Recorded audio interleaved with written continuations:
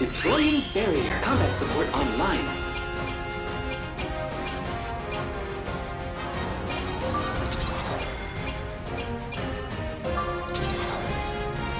Take this.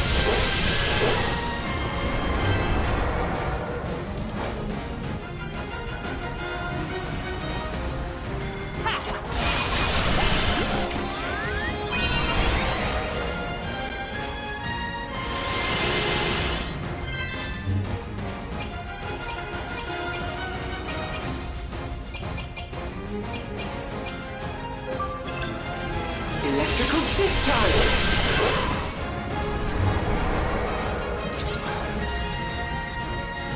You're toast!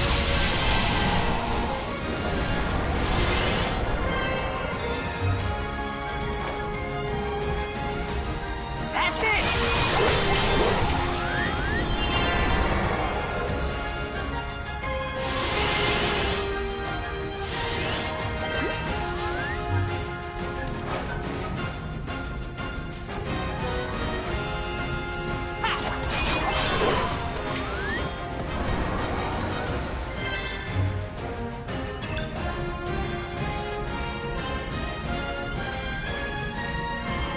Engaging lightning attack!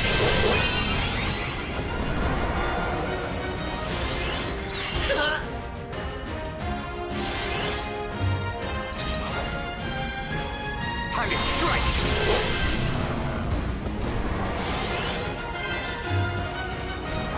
Yeah!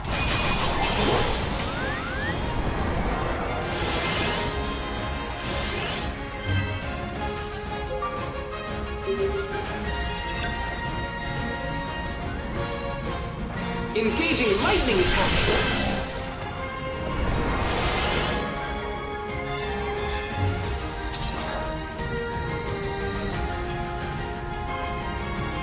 Pierce him!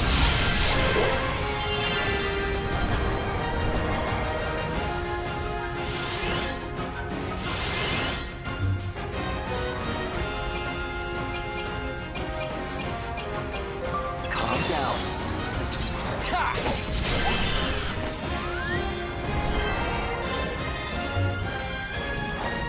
That's it!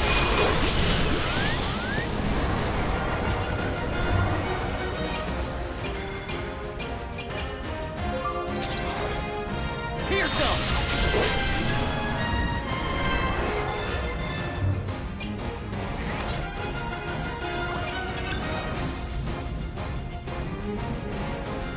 Electrical discharge!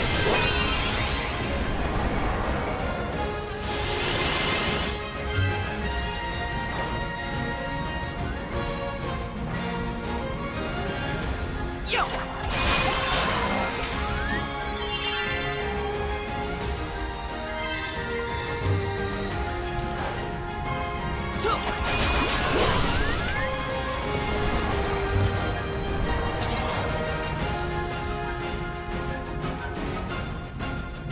You're toast!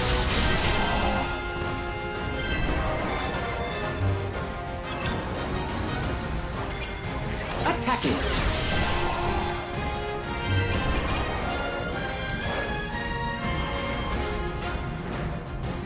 Yo!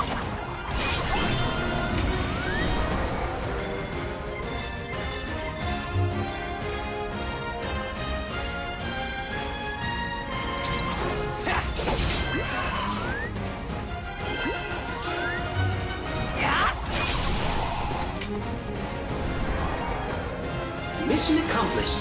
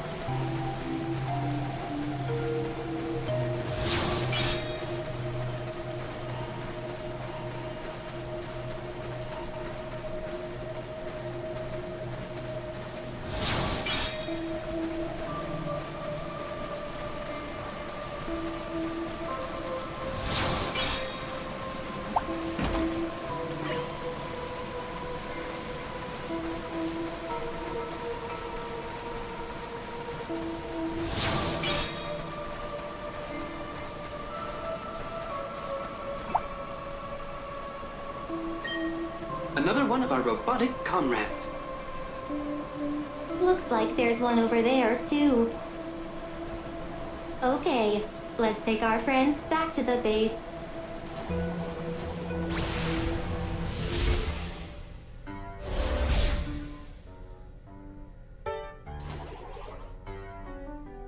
Everything should be okay now. We found you. We found you. Thank you. I feel much safer now. I was well below recommended operational temperatures. Take this and please find all of our friends. Leave it to us.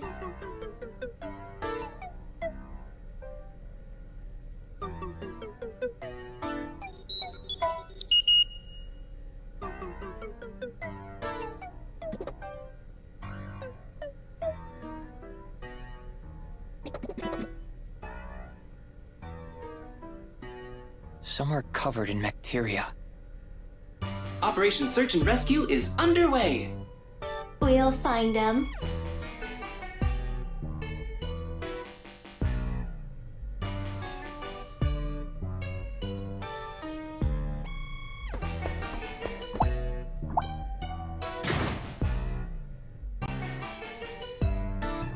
Huh? What's going on? That was awesome. Tell it again. What is going on here? She just told us a most interesting story. What story? After I collapsed, an old human man found me and spoke to me. He said he couldn't repair my damage, but he could alleviate my boredom. A story for robots? This I gotta hear. I'll gladly tell it to you. Sure, let's hear it. Okay, listen closely.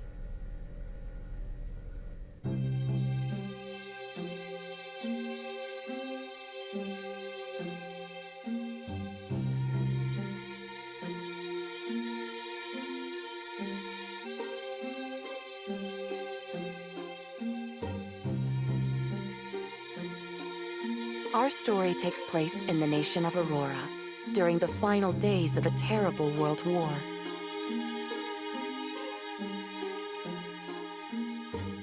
After what seemed like an age of research, artificial intelligence expert Dr. Mabuse was nearing the completion of a project tasked to him by the Auroran Army, the creation of a fully automated battle robot.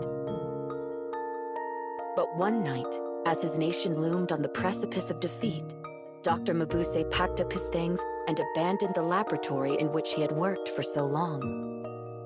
You see, the kindly doctor never approved of his research being used for violence and feared that his creations might do untold harm in the hands of evil men.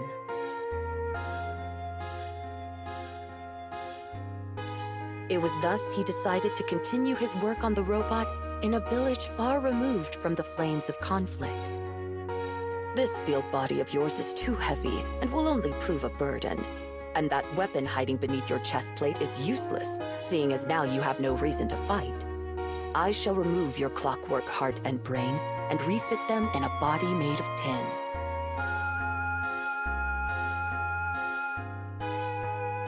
It was in the year following the war's end that the doctor's project was finally complete, and thus was a miracle born. A boy forged from metal, but blessed with the uncanny ability to learn like a human.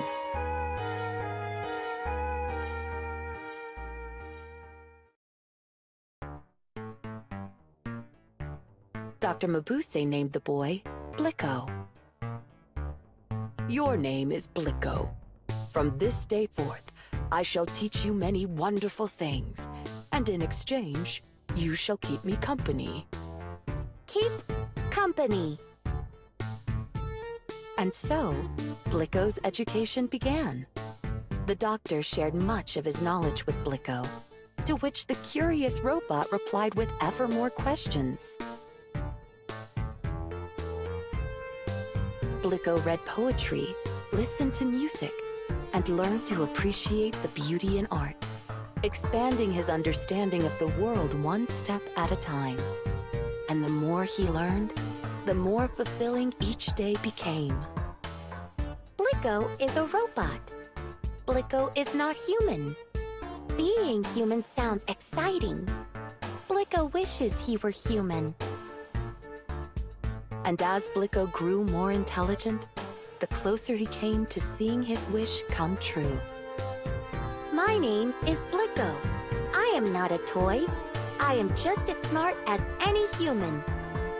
So it went on, and soon days turned to months.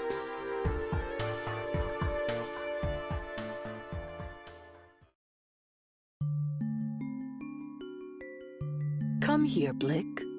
What is it, Doctor? There is something I need to tell you. Something to tell me? Listen carefully. You are not to speak with anyone but me. Why? Because if people were to see a talking tin boy, they would be frightened. Frightened. So you must never leave this house. And if someone calls, you must pretend to be a doll. A doll. Good boy. Ah! Dr. Mabuse suddenly clasped his hand to his chest. Is something wrong, Doctor? I have a very weak heart. A weak heart? Oh, don't you worry, Blick. I shan't be leaving you anytime soon. Not until I have learned just how intelligent you might become. Leaving me? What I mean is, Blick, if anything were to happen to me... Happen? Yes, Blick. If I were to... die. Die? All humans die. But death is not the end. Just as a caterpillar casts off her body to become a butterfly, we humans cast off our own, so that our souls might make the journey to the great beyond. I'm afraid when that day comes, though, we won't be able to see each other again. Not able to see? Oh, Blick, I don't expect you to understand.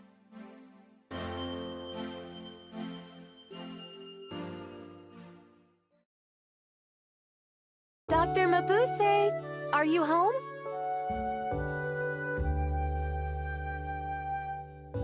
Without invitation, a young girl with bright round eyes and freckled cheeks bounded into the house. Dr. Mabuse is not here. Hey, the tin boy talked. No, I didn't. I didn't talk. But you're talking now. Oh. My name's Pupe. What's yours? I am Blicko. The seeds of friendship sown, Pupe began visiting the doctor's house more and more often. How old are you, Blick? 1. Only 1? Well, then that makes me your elder. My elder? Yes. You must always respect your elders and do whatever they say. Whatever they say?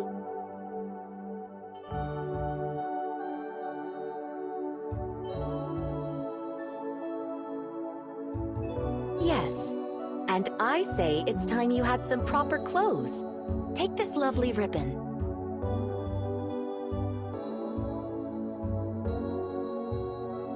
One day, while Blick was alone, he thought of Pupe, and his clockwork heart began to race.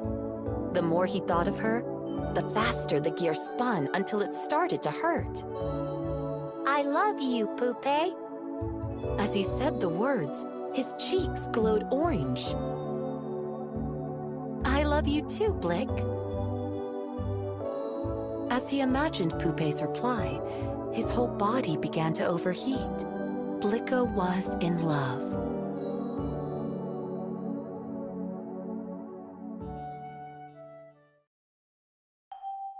I love you, Pupe. Blicko finally had plucked up the courage to tell Pupe his true feelings. I love you too, Blick. Ah! What's wrong? Nothing. My systems are overloading with joy. I'm happy too, Blick. Now we can spend every day together. Every day? Every day, every day, every day. I don't think that's possible. Why? I have to work. Work? Yes. And when I'm working, I can't very well be here, can I? Don't you want to be with me? Of course I do. I love you, Blick. Then we should be together. I already told you that's impossible. Together, together, together. I'm sorry, Blick. I have to go. Together, together, together.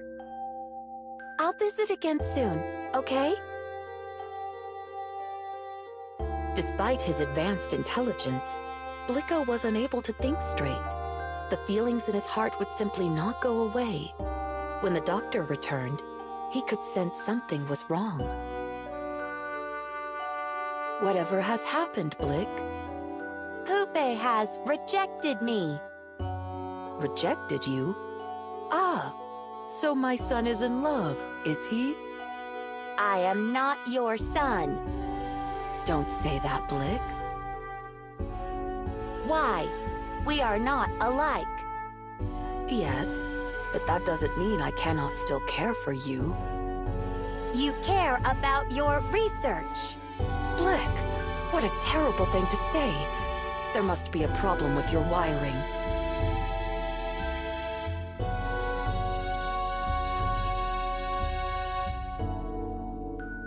And whose fault is that?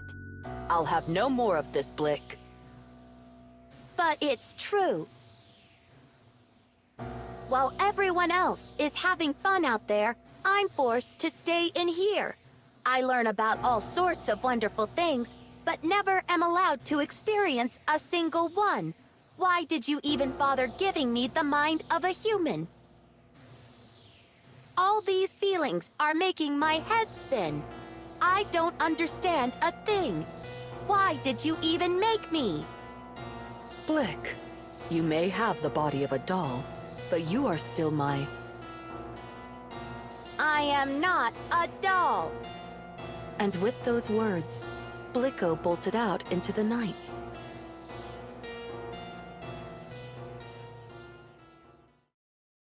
There was a young man in the village who had heard the rumors of the talking tin boy.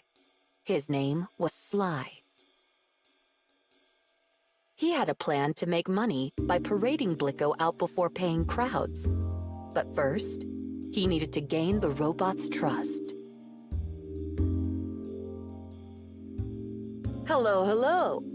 Huh? The name's Sly. What do they call you? Blicko. Nice to meet you, Blicko. So, why are you sitting there looking blue? I am sad. My heart is broken. Let me guess. A girl? That's rough.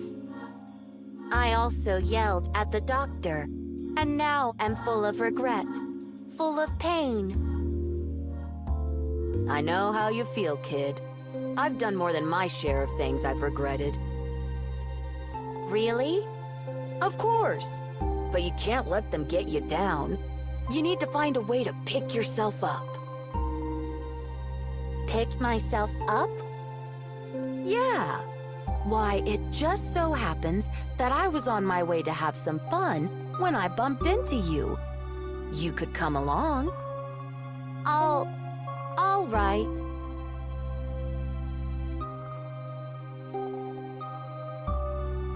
And so, at Sly's beckoning, Blicko ventured into the bustling city, where he was met by a cacophony of sights, sounds, and smiles. He watched the street performers. He went to the theater. He walked through the markets. He tried his luck at a casino. He had a few too many drinks. He had a few too many cigars. is fun. I told you it would be. I like things that are fun. So, what do you want to do tomorrow? Have more fun. More fun it is, and I know just the place. Hooray! Hooray!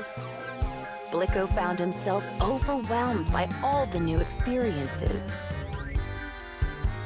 Who knew there was this much excitement to be had out in the world?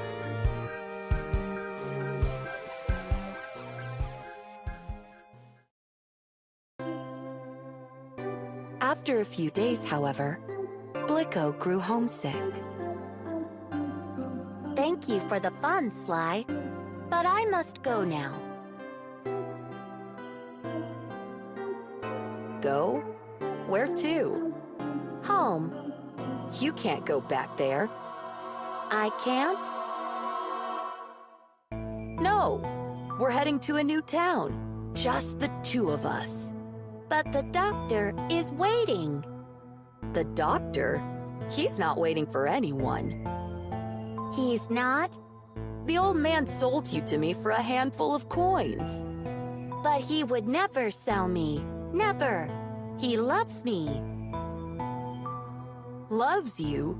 But you're made of tin. Humans can't love something made of tin. They can't? Would he have gotten rid of you if he did? Just forget the old man. We can go someplace where we can have fun every day. No, I don't want to. Dr. Mabuse would never just get rid of me. You are a liar. Button it, doll. Now get over here. No! I'm not going to tell you again. Stop it!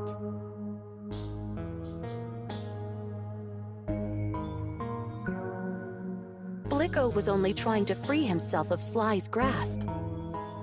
But Blicko was originally designed for battle. His strength was far greater than that of any human. Hurled to the ground in a single swift motion, Sly whimpered once, and then lay very still. What was that? What happened? What on earth is going on here? A great crowd of people had gathered to see what all the commotion was about. I saw it with my own 2 eyes. That strange little doll knocked down that poor young man. He spun twice in the air before hitting the ground. Honest. Somebody call the constable. The crowd surrounded Blicko, inching closer and closer. Get back! It talked. The doll talked. Whoever heard of a talking doll? Ah! Blicko screamed as he pushed his way through the mob and ran off into the city.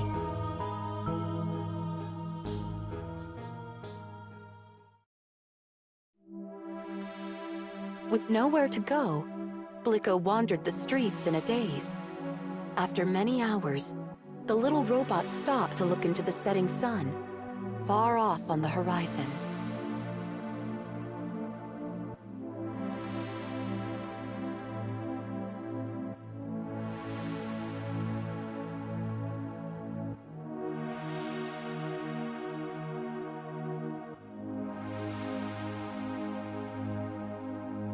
Being human is hard.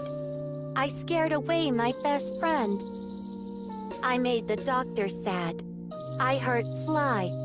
My heart aches so. Why did the doctor make me? Did he really try to sell me? If he wanted to sell me, why was he so kind to me? The more I learn, the less I understand. Why would anyone want to be human?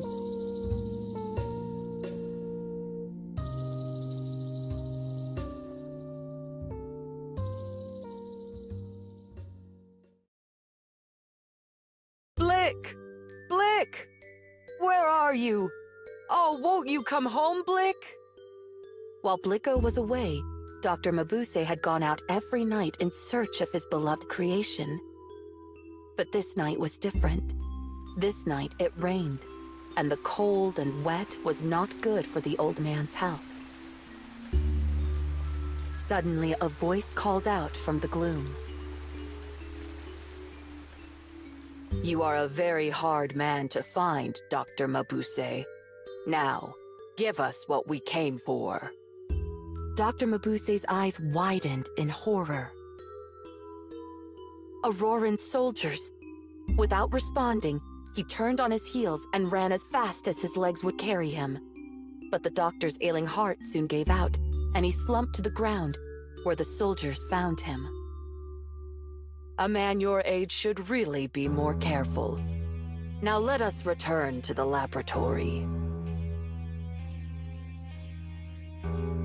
But as the soldiers tried to lift the doctor to his feet, a solitary figure emerged from the shadows.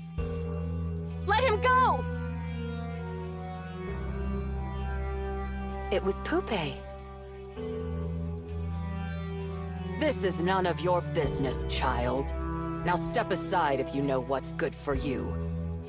"Don't make me ask you again, or... Or what? Or you'll regret it! Well, aren't you a feisty little thing?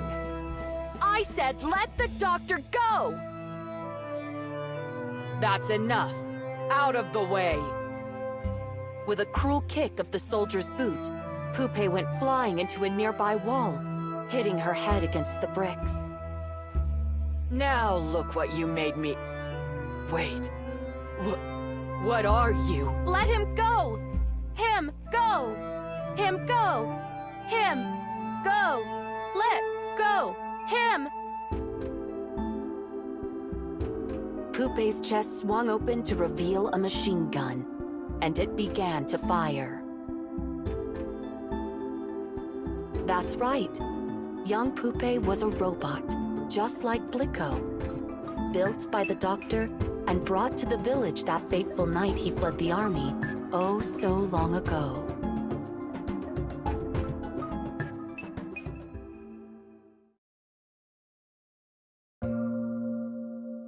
Blicko finally found his way home, but his head remained cluttered with unanswered questions.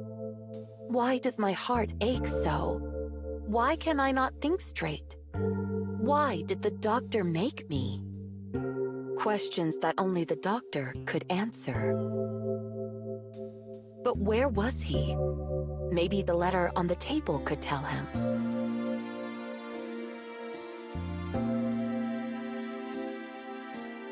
Dear Blicko, if you're reading this, it means you're finally home. I always knew you would come back. Thank you. You've made me so proud. I'm going out to look for you now, but decided to leave you this message, in case anything happens to me while I'm away. My heart is growing weaker by the day, and I don't believe I have long left. That's why I must tell you this now, while I am still able. Blick, while you are still incomplete, every encounter brings you closer to becoming whole. Whether your heart is to be filled with love or hate will depend on those encounters, which is why it is important that you do not fall into the hands of the army. If they were to find you, I fear they would see you serve evil. This is why I must ask that you obey one last order. Blick, if I die, you are never to talk or move again. You and Pupe will both sit and live here in silence. Do you understand? Lastly, allow me to apologize for calling you a doll. It does not matter to me that your body is made of tin, or that your brain was assembled in my laboratory. You are my one and only son. and I love you more than anything. Doctor! Doctor! My heart! It aches! I must let you know, but I don't know how! Blicko could not stop trembling.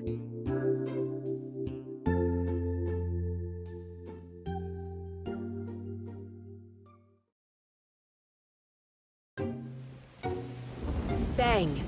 Crash! The front door flew open, letting in the worst of the storm. Blick! Poopé was carrying the doctor. Poopé! Doctor! Blick, the doctor needs help. Doctor! Are you all right? I am sorry. I am sorry. I was wrong. There will be time for apologies later. We must first do something about the doctor's heart. Doctor! Do not die. Please do not die. Do something, Poopé. Blick, are you programmed to perform field surgery? Field surgery? Take my heart. Poopé! And put it in place of the doctor's. Poopé! What is wrong with you? Neural circuitry damaged. I'm sorry I lied to you, Blick. I'm a robot too. A robot? I was built to protect the doctor. But you can't be. We must hurry. Take my heart. But I can't.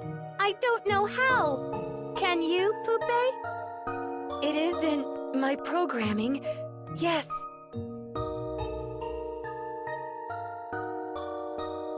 Then give the doctor my heart. But you'll...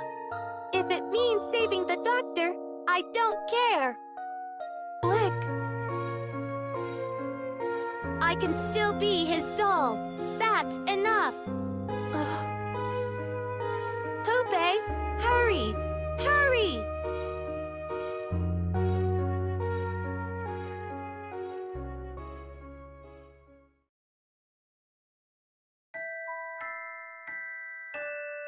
The doctor finally opened his eyes. How long had it been since that fateful night? Both Poopé and Blicko sat in the corner of the room, silent and unmoving.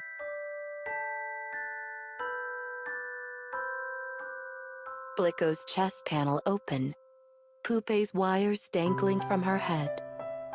It did not take the doctor long to realize what had happened. You gave your lives to save me. When did your hearts become so pure? Oh, thank you. Thank you so much. How you have grown. What I wouldn't give to have you know how important the two of you are to me. I love you, and not being able to tell you pains me so.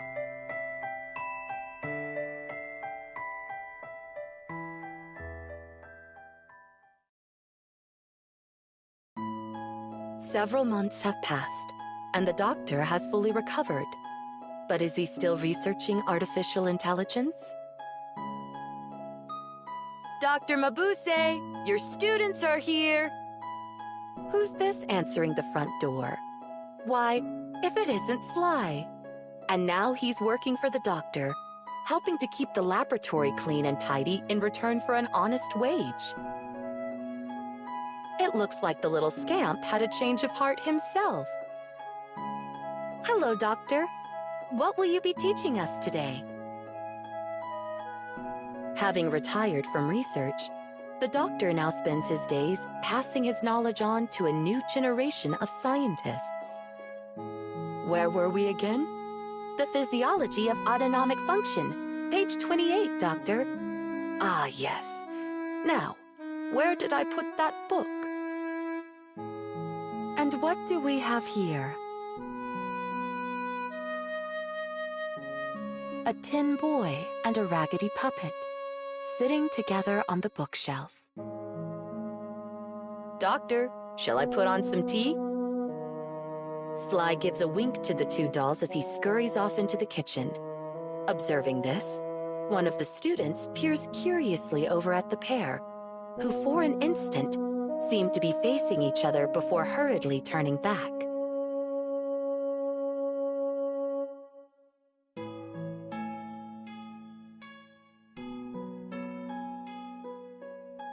Were the dolls kissing? Impossible! My name is Blicko. And I am not a doll. For I have a human heart. Joy, anger, sorrow. Perhaps it is simply having someone to share those feelings with that brings us true happiness.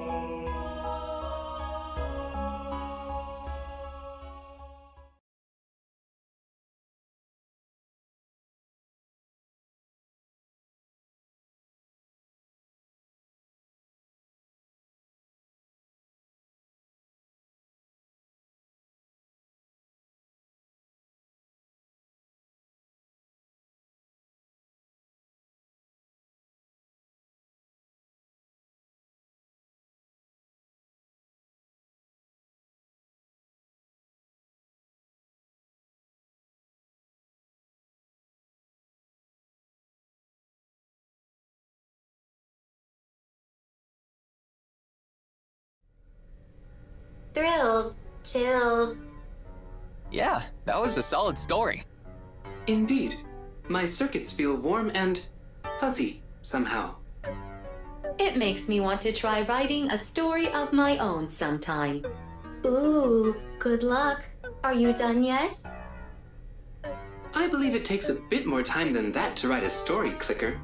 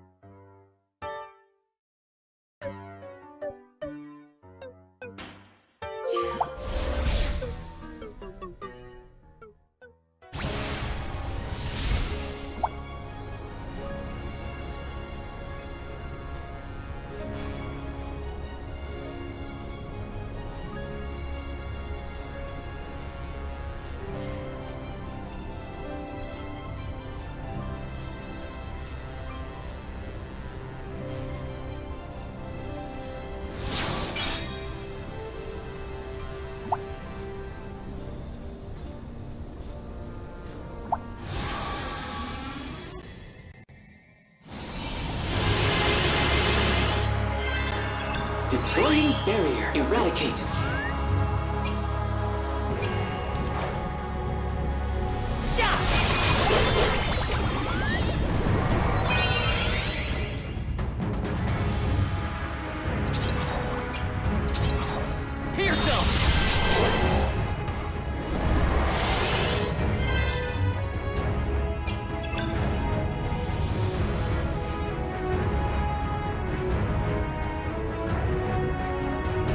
Engaging lightning attack.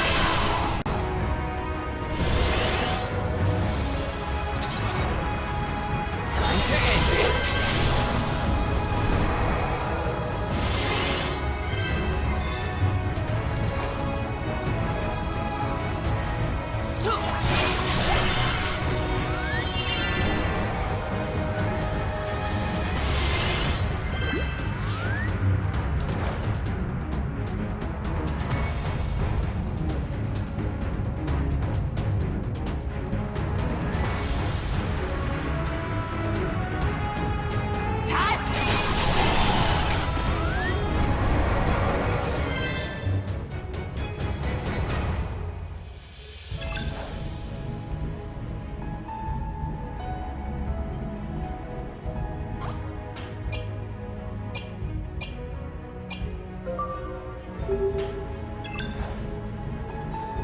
Beam.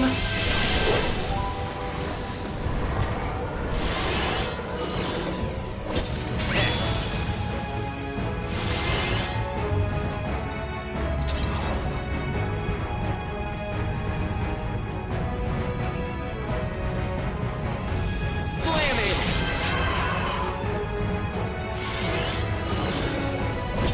Some functions have been disabled.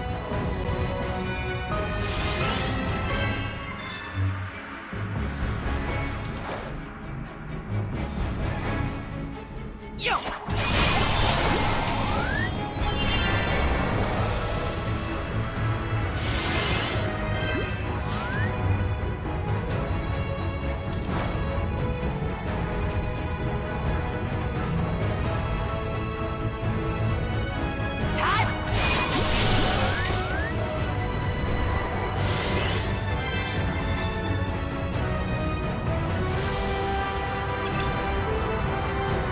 Electrical discharge.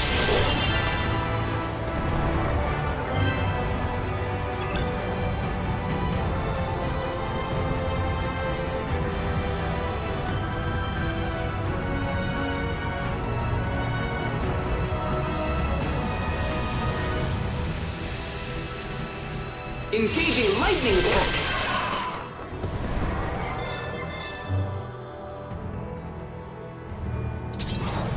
Slam it!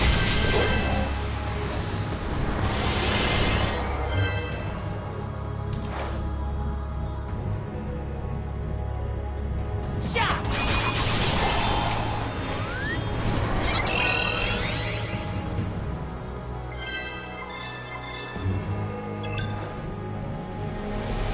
Beam.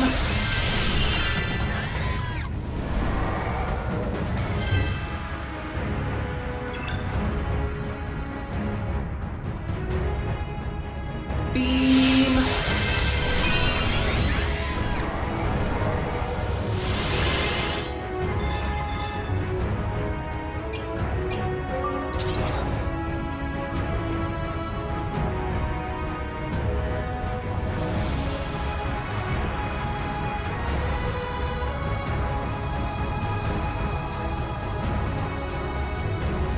Time to end this.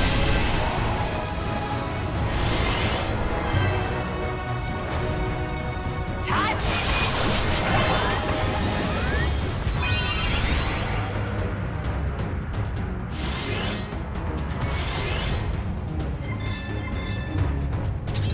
You're toast.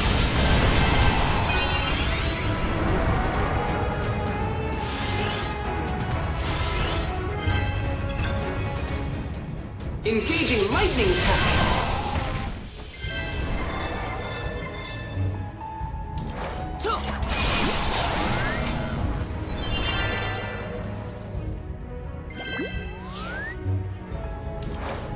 Yo!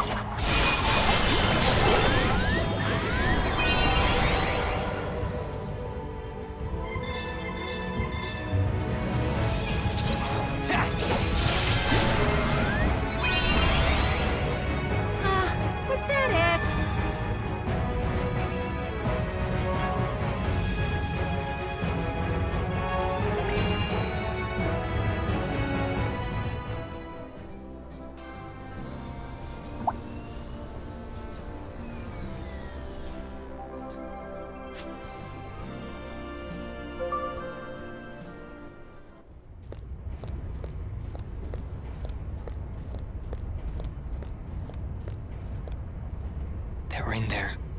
But what are we supposed to do? Aha! There's a way in from the machine realm.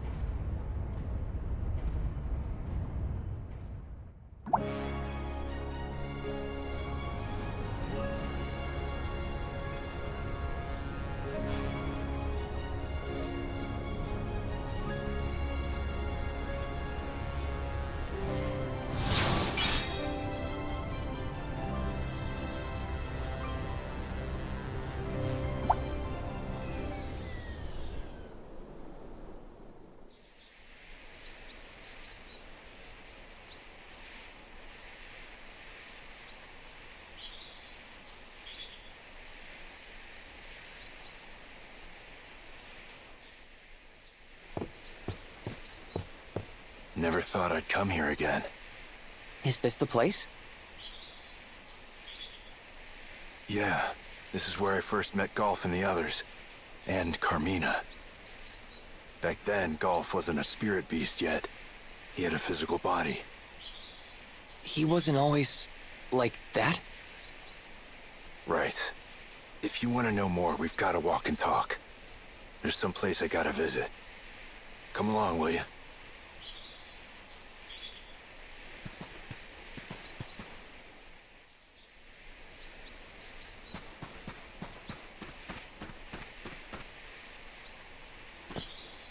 We won't be able to go any farther if the mist stays this thick. You've got to know the trick to navigate this island. The trick? Yeah. I'll show you over at that orb.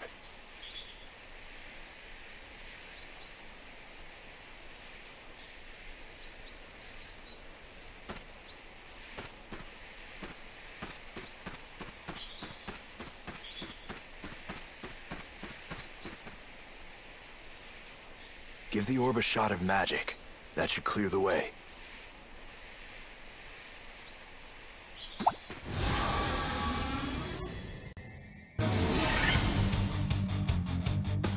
Barrier! Kind of freaky, huh?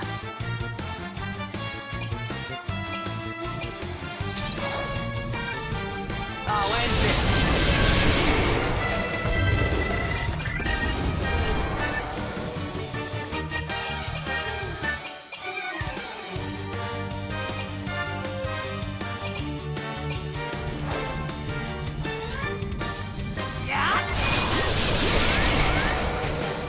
Just getting started.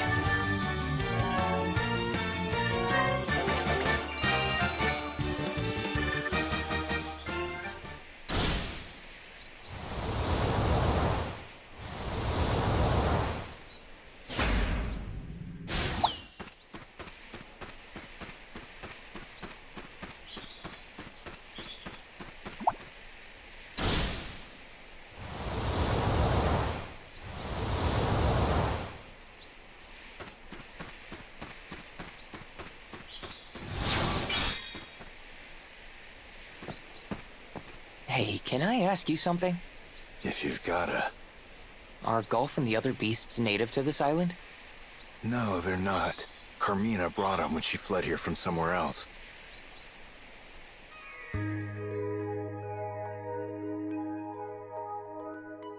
Adolfo, Galf, it's okay.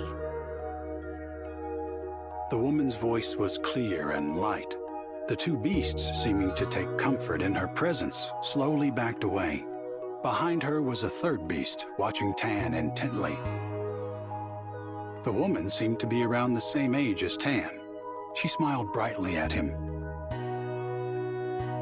What a scary face you've got. The woman's smile met Tan's cautious gaze. Her expression radiated innocence and purity. Not expecting a sudden joke from a total stranger, Tan stayed silent and waited for her next words. My name is Carmina. She said. Tan was a spy who worked for the Falsian Empire. On the way to a mission to infiltrate the Queendom of Vibra, his small boat was destroyed by an overwhelming storm. That storm had carried him to this nameless island. Neither Vibra nor Falsian knew of the island. but Tan would forever remember it as the place where he met Carmina. Tan and Carmina, Episode 1.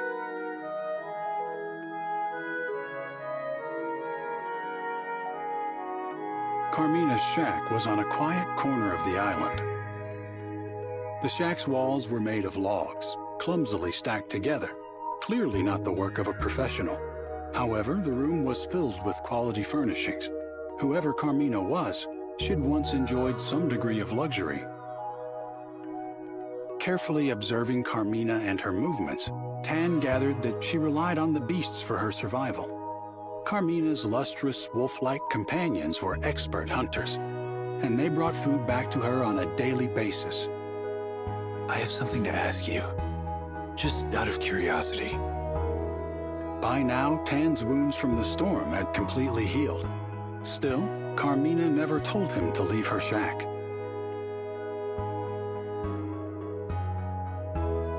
Of course it's out of curiosity. Carmina chuckled. Why else would you ask? She glanced up from the tree nuts she was sorting. I mean, I'm really curious about you and this place. I'm nothing but curiosity. Tan's sudden burst of candor surprised even himself. Flustered, he continued shelling the nuts as if he'd said nothing. Well, go on, ask away. Adolfo and the others, they're not from this island, are they? Is that the only question you have? Sure. You're a bad liar. I know there's more that you want to ask. There is, but for now, you saved me. That's enough for me. Carmina chuckled once again. You're a kind person, Tan. I can tell. Said Carmina, gazing into Tan's eyes. I'm kind? And here I'd always thought the people of Falcion were all cold-blooded. Tan was speechless. How had she known where he was from? Your gear gave it away. And you're from Dora, right? Dora was one of many small nations that Falcion had invaded, destroyed, and taken over. Dora no longer appeared on any map. Its culture and language had been wholly consumed by the Falcian Empire.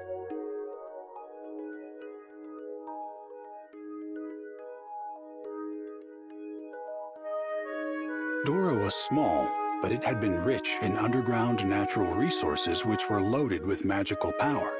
Its neighbors fought over its resources, finally reaching a truce, until the Falcian Empire broke that truce and advanced on the humble nation.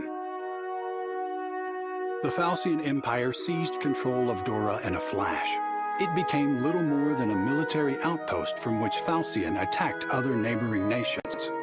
Dora's capital, once brimming with magical golden ore, was now little more than a ruin under the Falcian Empire's thumb. And that's not all. You were close to Doran nobility. What makes you think that?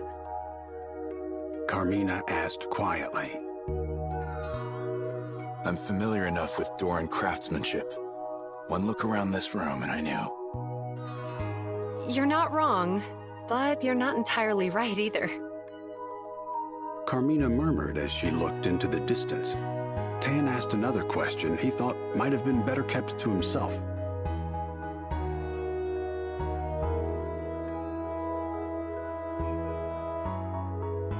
You're the chief's daughter, aren't you? Carmina nodded. Tan felt a strange sensation, like blood draining from his fingertips. He saw again what he had witnessed that day, the day Dora fell, hanging in the air behind Carmina like a backdrop. I'm sorry. What are you apologizing for? It's not like you had any hate for Dora, did you? Carmina stood up and opened the window of the shack. The subtle scent of the sea and the whispers of the forest surrounded the two of them in an instant. The three beasts gathered around Carmina's feet. a low rumbling in their throats.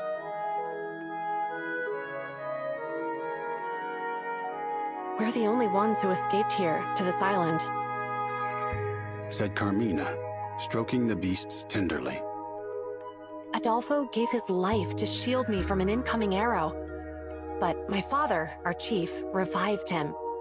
In his final moments, he used Doran magic to turn Adolfo into a spirit beast.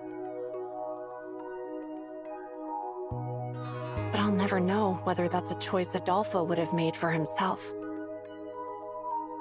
Carmina looked up from the beasts to face Tan. She had a perplexingly peaceful expression. Her kind eyes didn't betray the slightest shred of resentment. You're the kind one here, not me. Tan said. Am I really? I abandoned my own people. Instead of fighting for my country, I chose to survive. How there could be any kindness in that, I don't know.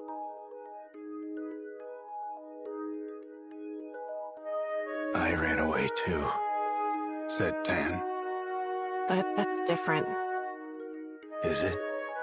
Look, from one runner to another, I get it.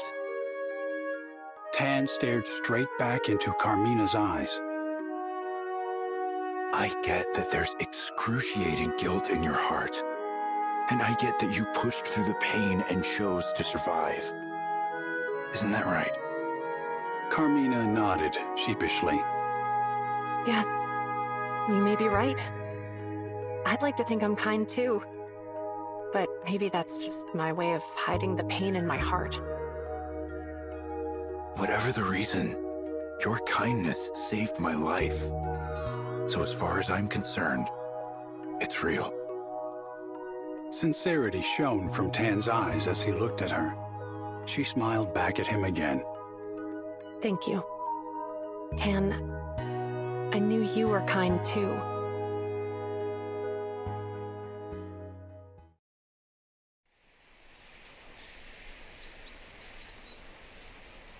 They all ended up here? Yeah, and they lived here in peace. Until I came along. Time to move.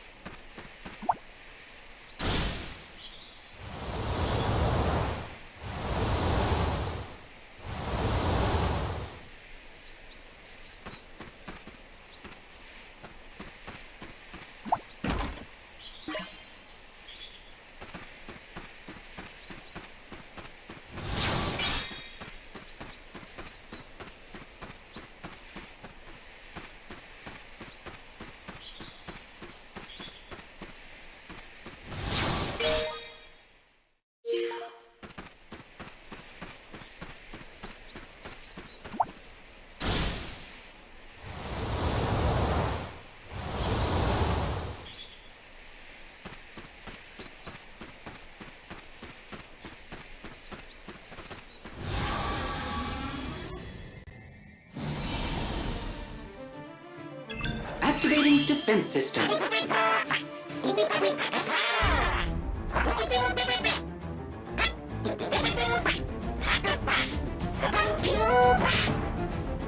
Eradicate. Still with me?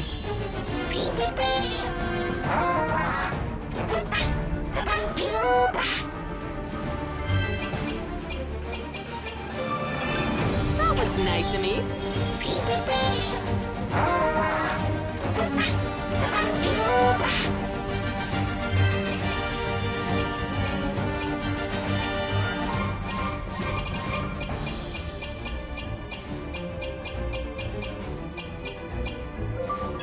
Are you all right?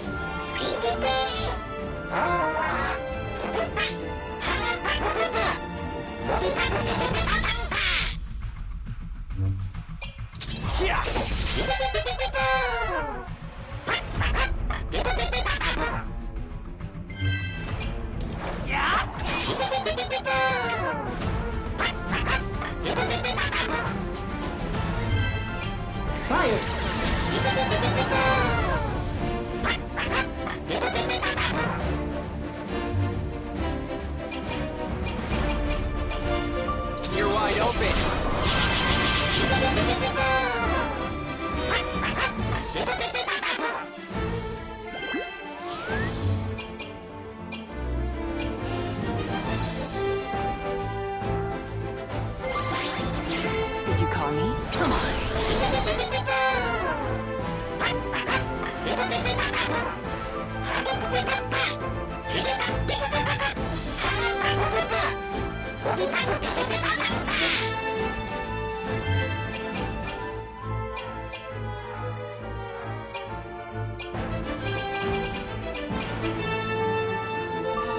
Engaging rapid fire.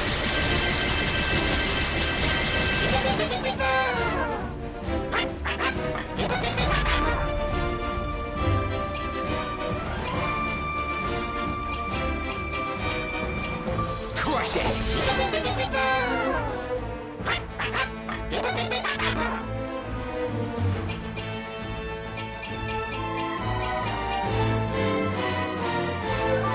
I'll handle that one.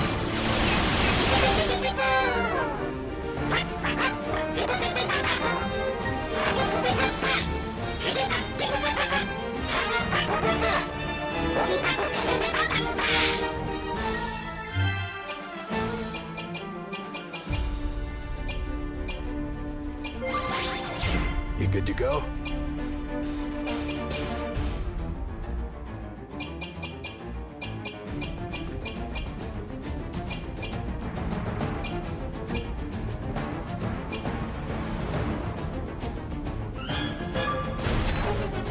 Show off your fangs.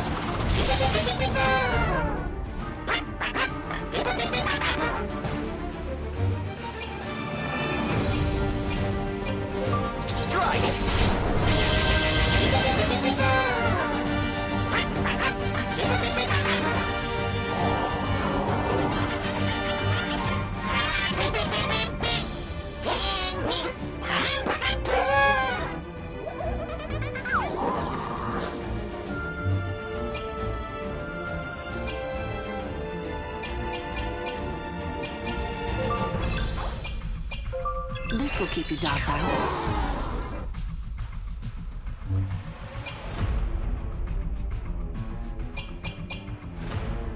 Let's check the data.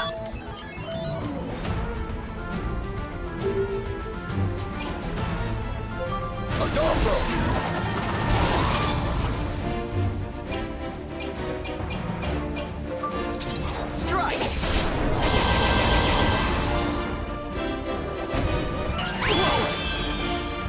Eat this! Who's next?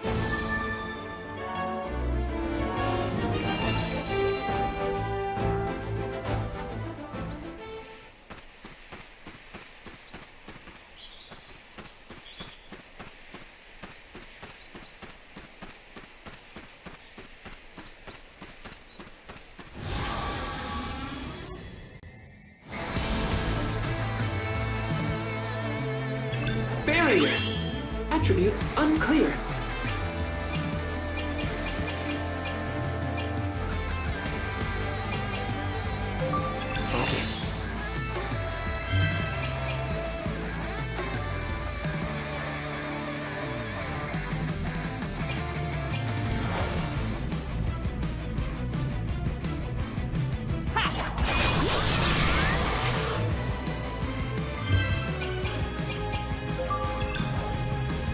Researching.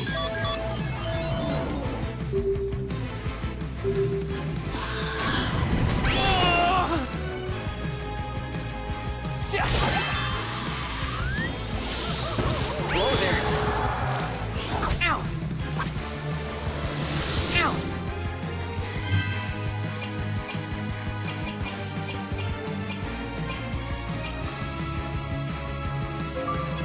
Here you are. You're the best.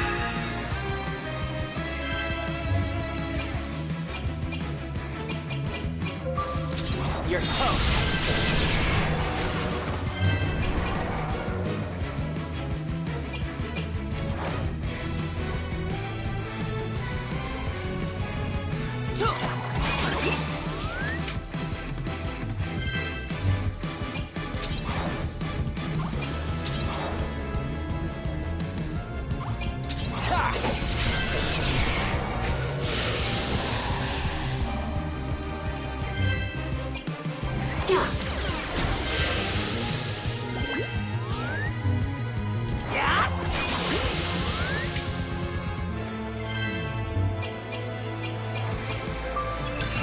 yet.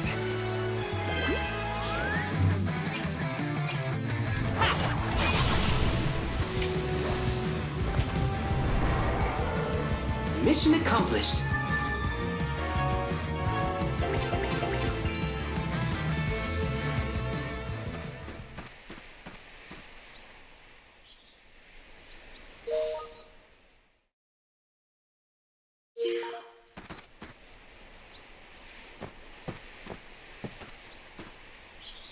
Watch your step, Leo.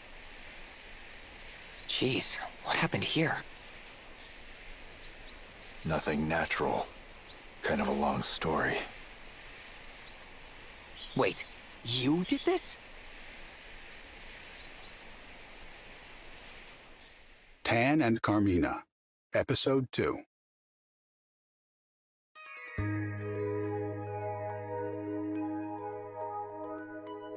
That night, Tan rose quietly from bed and quickly dressed to go. He decided to leave his sharp short sword and other weapons behind. Maybe Carmina could use them to protect herself, or at least for cooking, he thought. A few coins jingled softly in his inner pockets, but they were of no use to anyone on the island.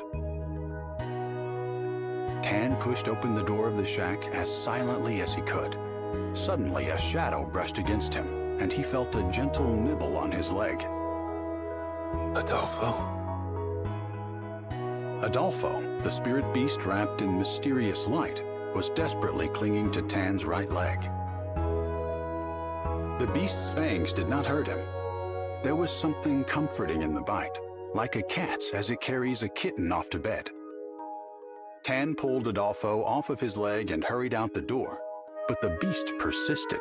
Adolfo followed him into the night without raising a cry. Adolfo, go back home. Tan told the spirit beast, but Adolfo kept following him, as if pretending not to understand. I don't belong on your island. I destroyed Carmina's home. Tan continued muttering to himself, knowing the spirit beast couldn't try to offer him false comfort with words. Tan and Adolfo eventually reached the center of the island. By night, the ocean was calm and peaceful, as if the storm that brought him there had never happened. Then Tan heard voices break the stillness and hid himself in the shadows.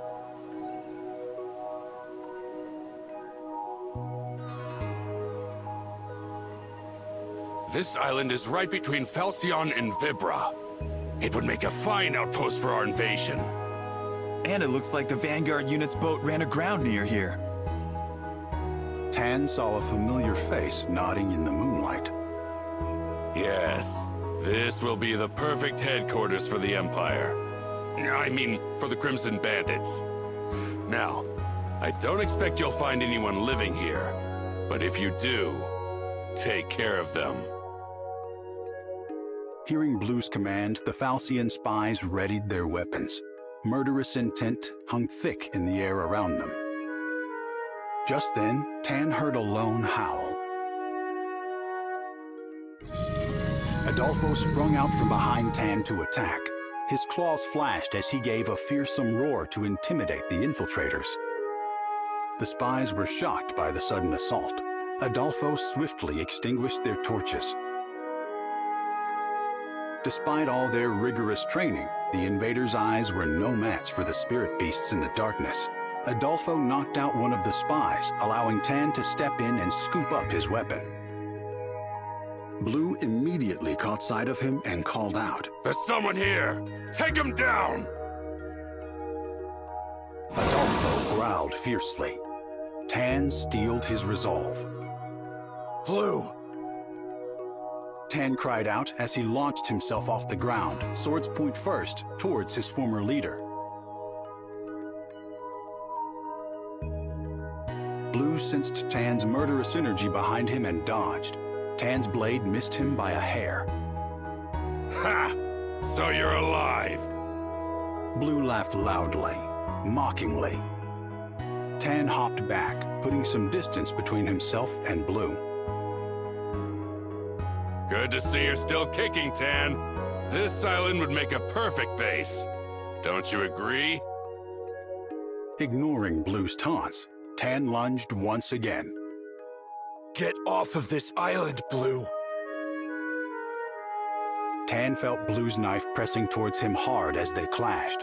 Just as they were close enough to graze each other with their blades, Blue shoved him away with ease.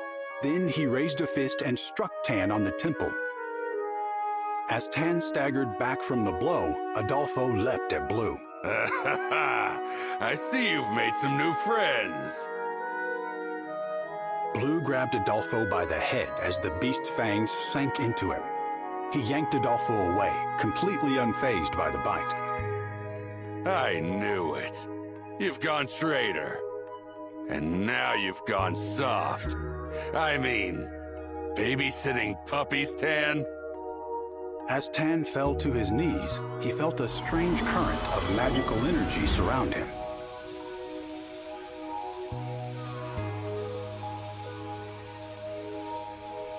What's with this mist? Blue murmured with uncertainty. A cold fog wrapped around Tan as if it had purpose. Small particles of water soaked into his skin. Blue struggled to slash away at the mist around Tan, but it showed no signs of dissipating. Before long, everything around them was shrouded in thick, white fog. Blue fired spell after spell through the fog. However, unable to see clearly, he struck his own comrades. Human screams echoed through the fog, along with Adolfo's barking cries. The noise grew dim in Tan's ears. Tan! Suddenly, Carmina's voice rang out to him. The magical mist had come from Carmina. The nameless island was dotted with large metallic orbs created by Doran magic. It had been a long time since Carmina had used her powers, but now she wielded them to put an end to the fight. Blue! Tan called out again to the man he meant to slay. His answer came in the form of a sharp wave of magic that slashed across Tan's cheek. Around this fresh wound, Tan felt a shift in the movement of the air. He could sense that Blue was preparing a particularly fearsome spell. Blue bent down, pressing his palm against the soil below him. He channeled all of his power into the land itself. Tan felt the particles of mist jump from his skin. A moment later, the earth shook violently as a great rift opened in the ground. The fissure grew, destroying everything in its path. The ground under Tan's feet collapsed.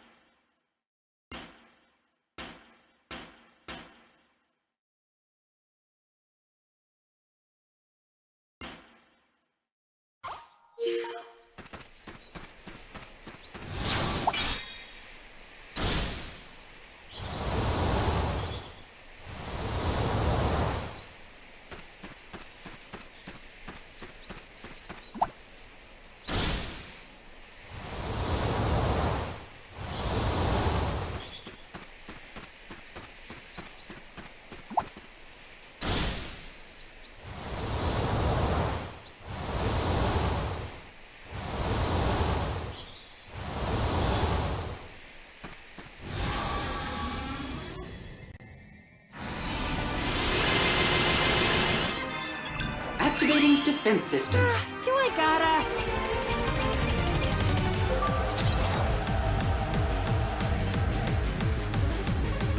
You're toast.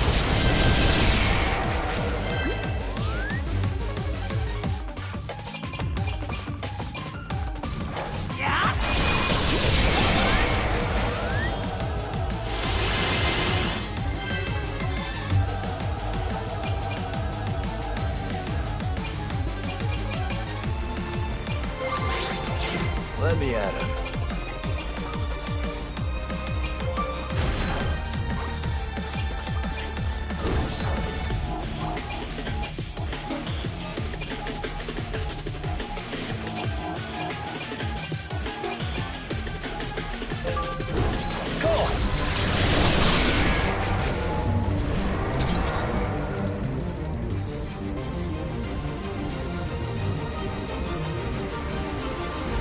You're done.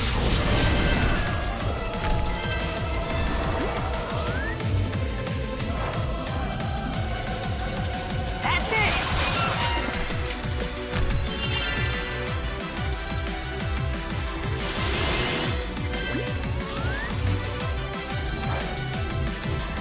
Yo!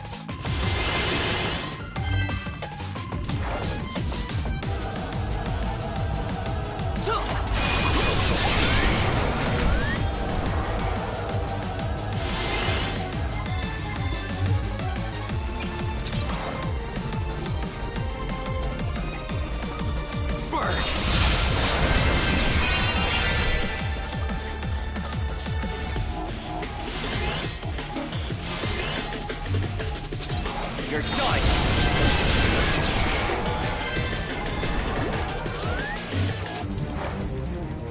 That's it!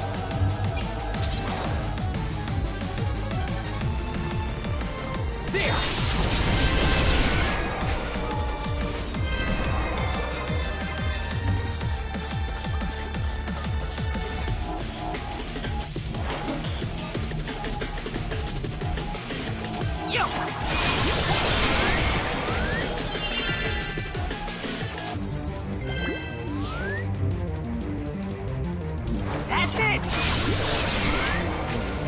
Who's next?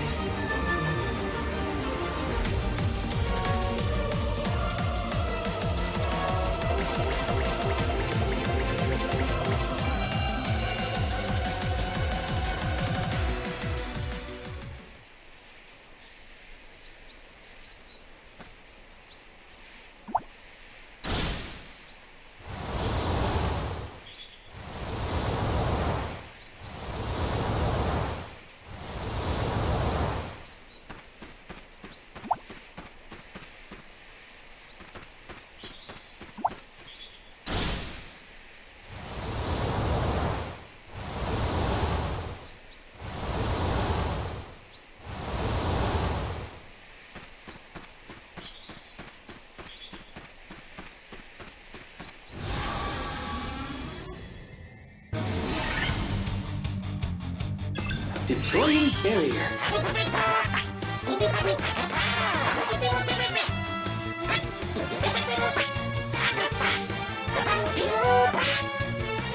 Targets confirmed. See ya!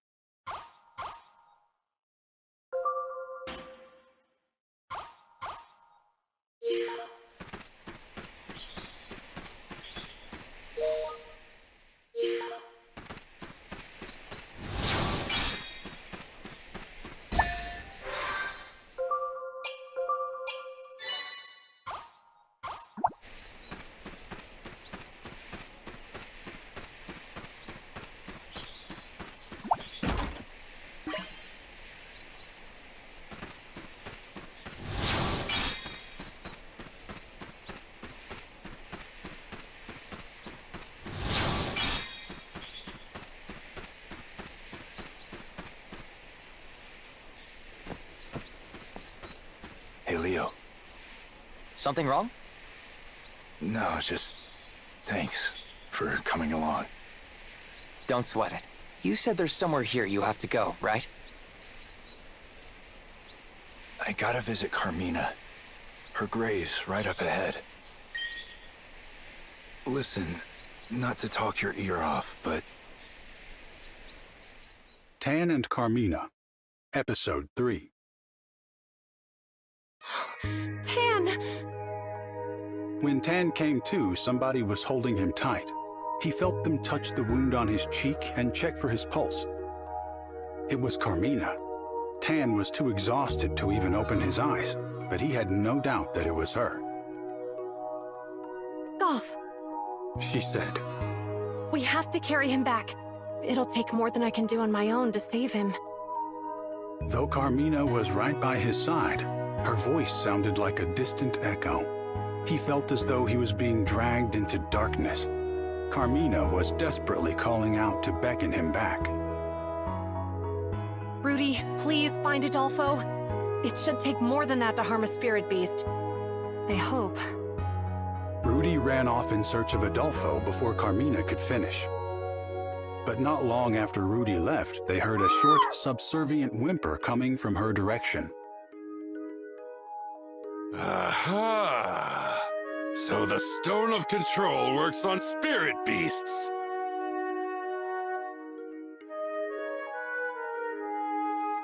The triumphant voice belonged to Blue. He still stood, framed by the rising sun. Adolfo cowered behind him. Tan struggled to stand and face him, but he could only tremble as if his hands and feet were bound. Rudy! Carmina cried out, reaching for the mother spirit beast. But it was too late. Blue grabbed Rudy by the neck and tossed her away. The injured beast tumbled down into the rift formed by Blue's magic. Golf snapped at Blue, desperate to protect Tan and Carmina. But Adolfo mercilessly drove Golf away from his new master. This Stone of Control is something else. Blue laughed as he approached Carmina. Now I see why we crushed Dora to get it. Carmina tightened her grip on Tan, trying to keep him from recklessly charging at Blue. Carmina, run! Tan rasped, but instead she stood to shield him from Blue. I will not run. I refuse to lose anyone else. I won't live on if it means to bear even one more loss. Carmina's entire body began to glow with blue light. Mist gathered around her, soon spreading out to engulf Adolfo and Blue. Adolfo, I'm sorry. But now it's my turn to protect someone. Let me do one thing, one act of kindness that I can be proud of. Carmina converted all of her life force into light. With one final burst of Doran magic, she drove out the invaders. Then the mist faded into thin air.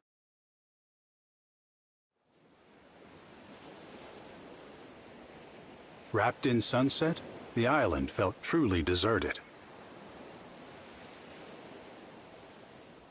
Tan woke sluggishly and took Carmina's body in his arms. He called her name again and again, but it was to no avail. Carmina would never smile for him again.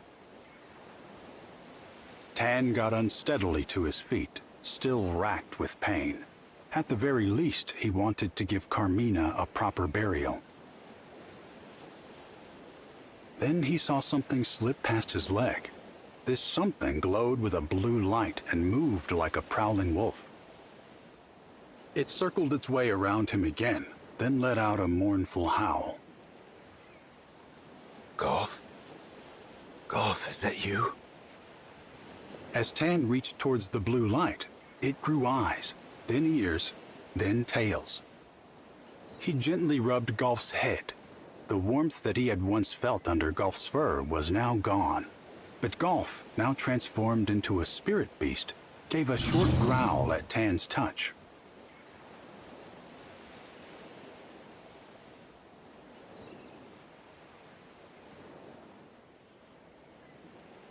Did Carmina do this?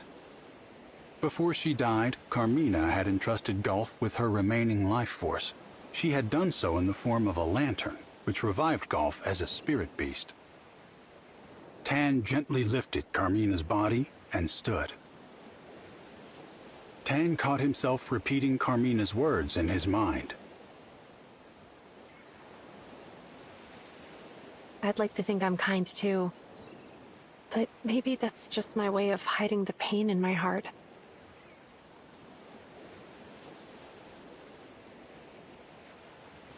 That's not all it was, Carmina.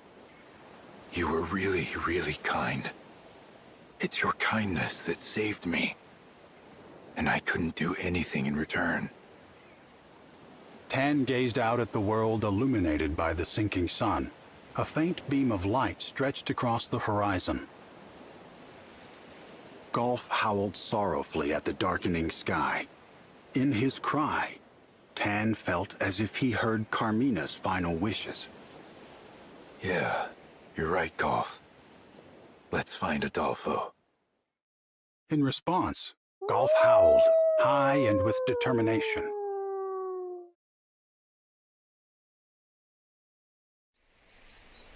I couldn't have saved Adolfo if it wasn't for you. I can't imagine how I'll ever repay you for that. Then don't. Like I said, don't sweat it. Now, let's go show Carmina that Adolfo is safe and sound.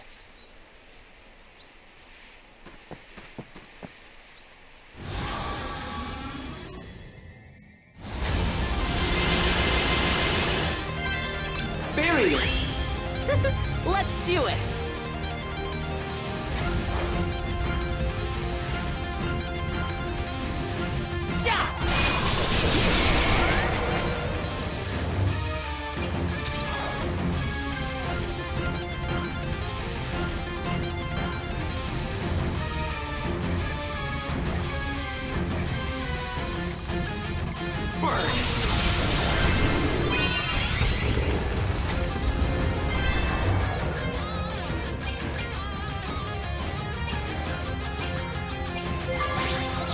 We're up, Golf.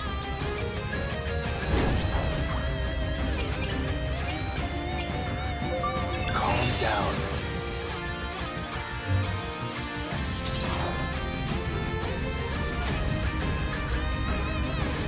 Watch out, it's hot!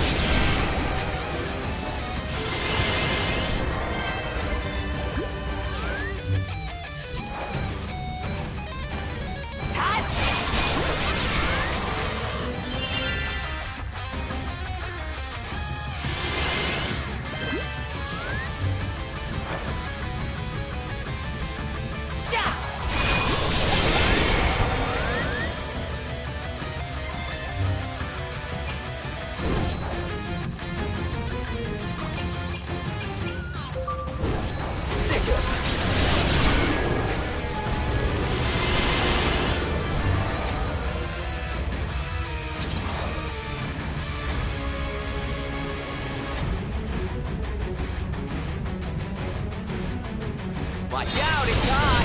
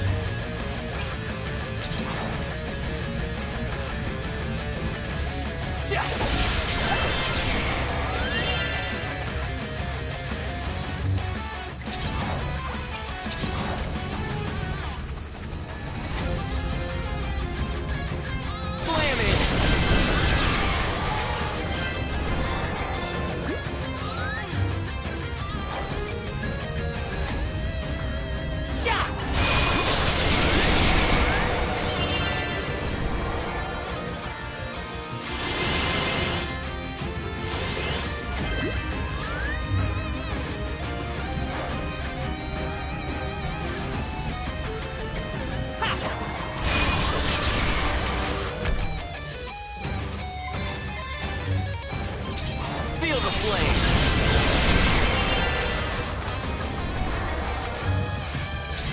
Pierce him!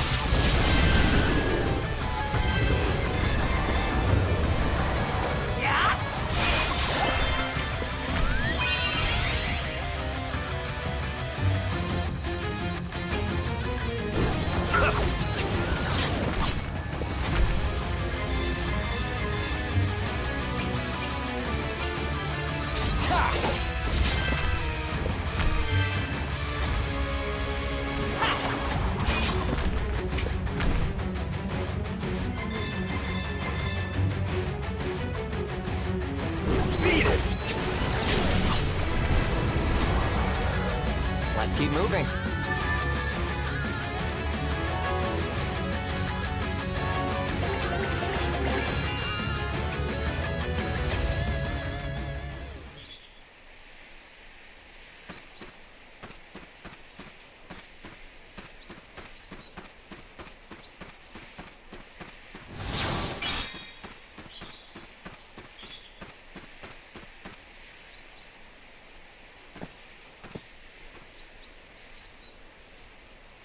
So, this is Carmina's. Yeah. I'm home, Carmina.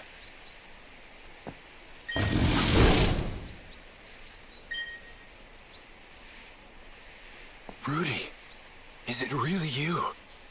That's Rudy? She's not letting anyone near the grave. Rudy, it's me, Tan. I've got Golf and Adolfo with me. It's no use. She thinks we're a couple of grave robbers. Rudy, it's me, can't you see? Look out! Here she comes! Rudy.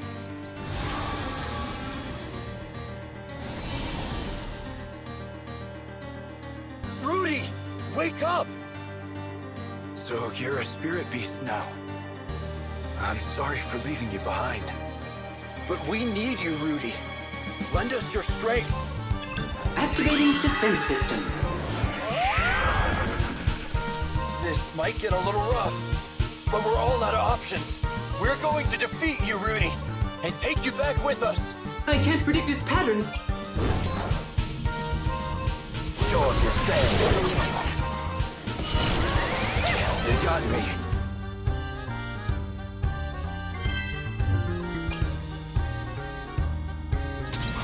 Time to end this!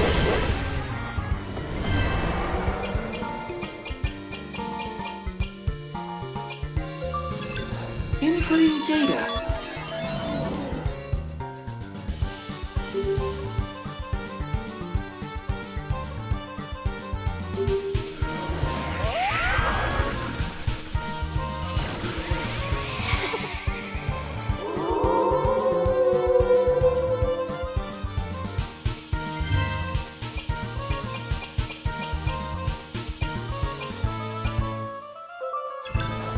Routine maintenance. Thanks.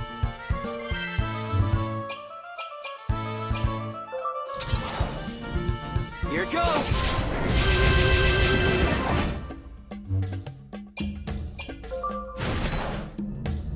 Adolfo!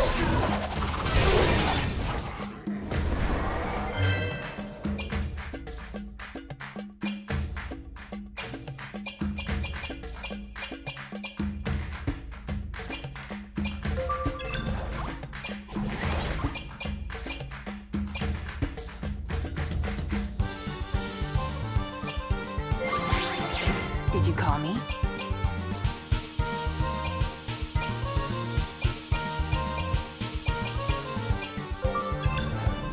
Let's experiment.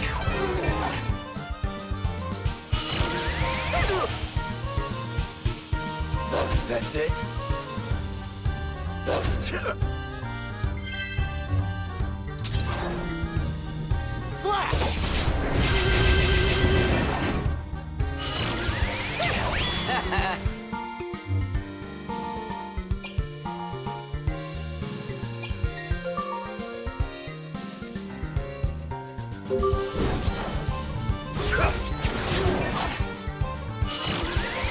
They got me.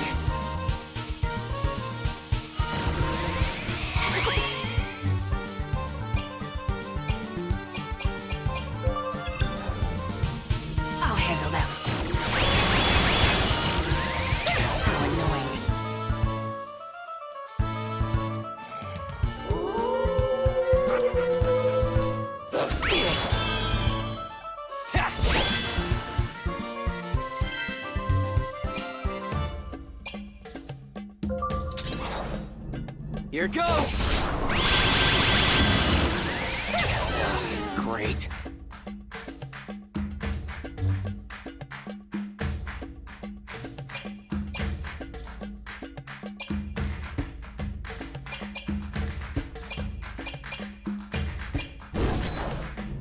Come on!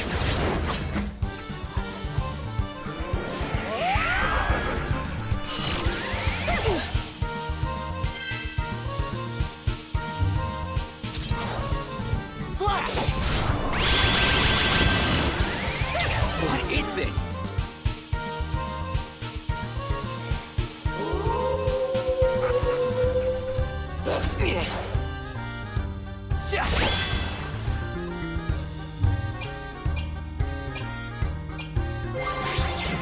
Leave this to me.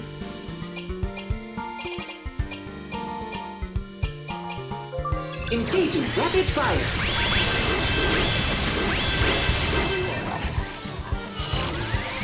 Circuits damaged.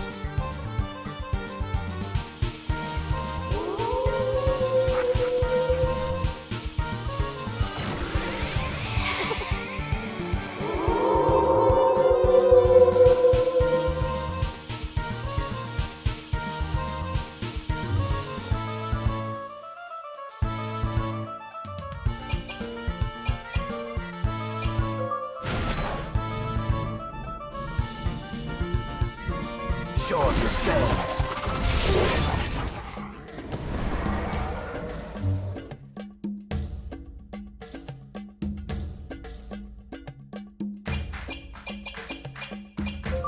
Focus. Eat this!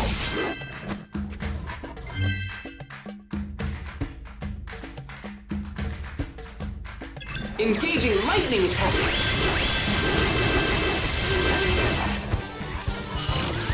Ow! Yeah! Ow! Ugh!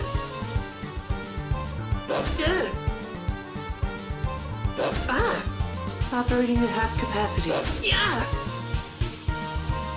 Ah!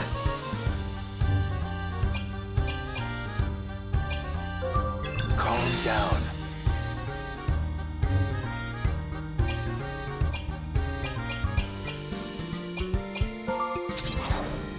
This'll do it! Victory is ours!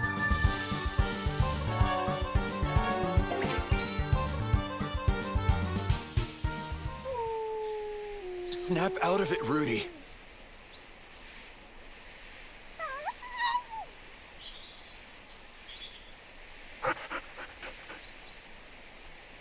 Looks like we shook some sense into her.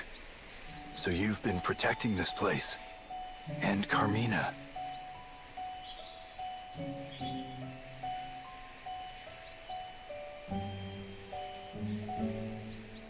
Look at you. Together again at last.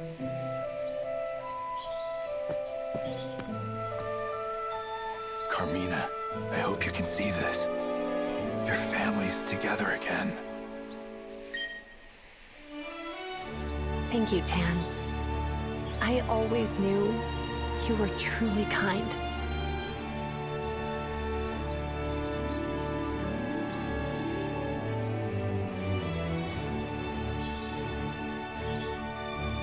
Carmina, no matter what you thought, you were truly kind, too. I'll never forget that. And neither will these beasts you gave your life for.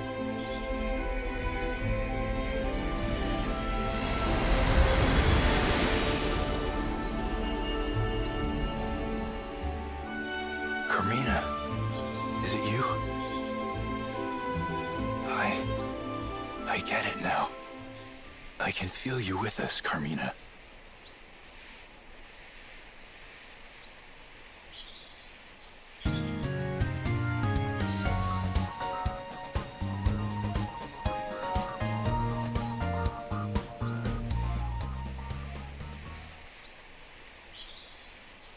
Thanks to you guys, the whole family's finally back together. Let's go. It's my turn to return the favor.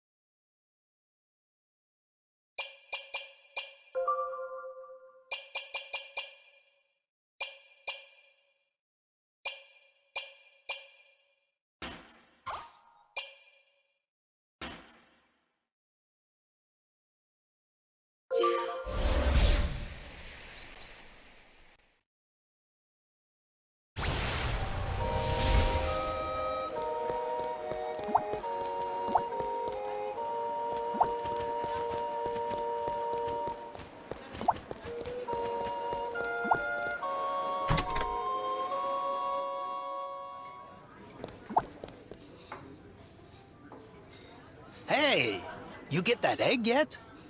No, not yet. I need a little more time. I'll just buy a regular egg from the marketplace and bring it back here.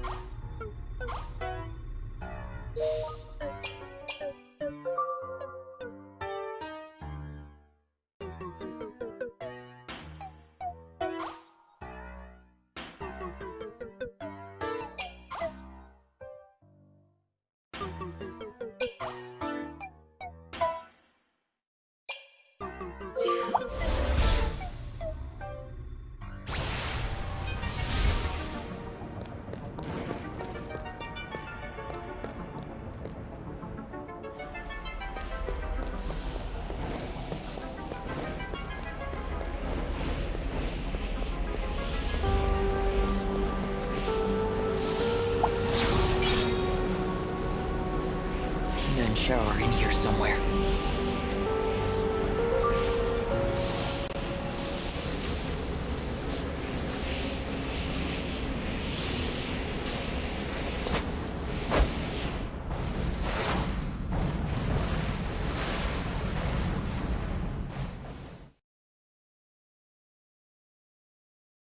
My precious daughters.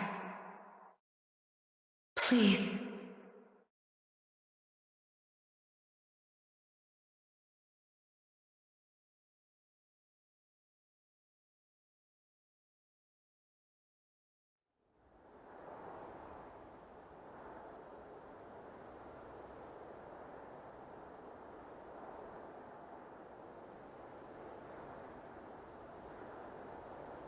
No good? My precious daughters. Please.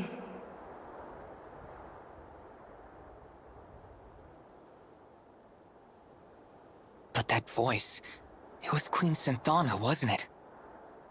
If I'm gonna get those two back safe, I've just gotta keep trying. Unfortunate that the wormhole is our only means of access to interdimensional space. There's got to be some other way. Nope. Just jump, jump, jump.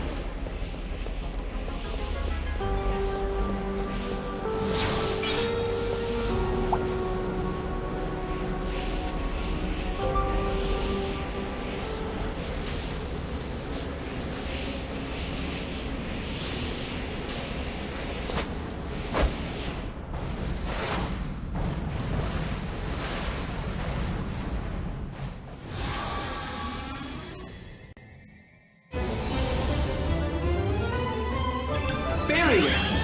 We are outnumbered.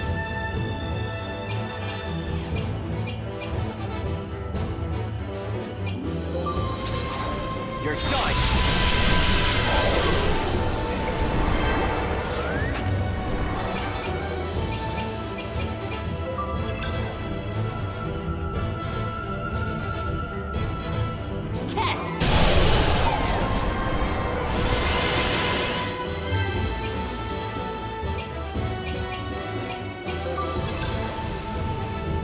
Engaging lightning touch!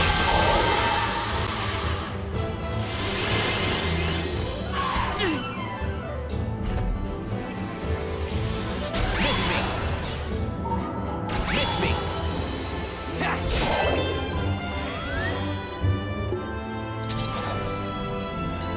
Take this!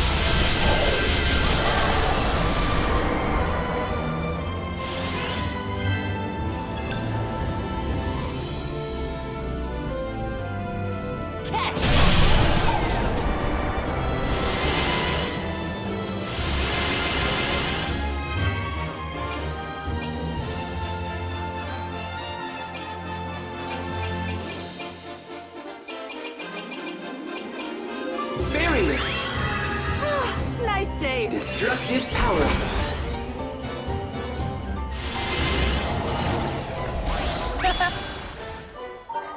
Evaded.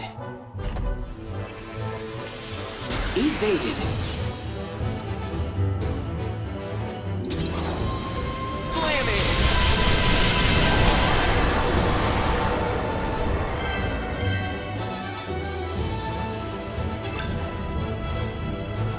Easy!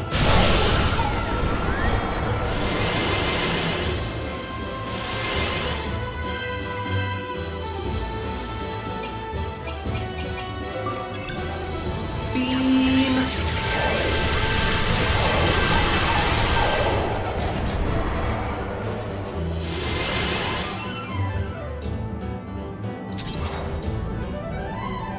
Slam it!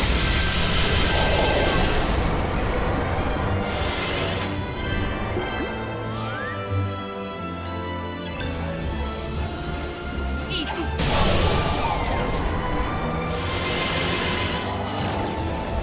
Infected. Too easy. Whoops. Barrier!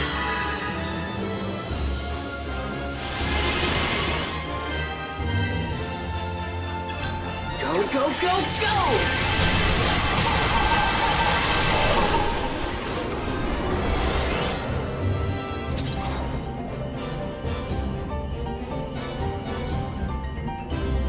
You're done!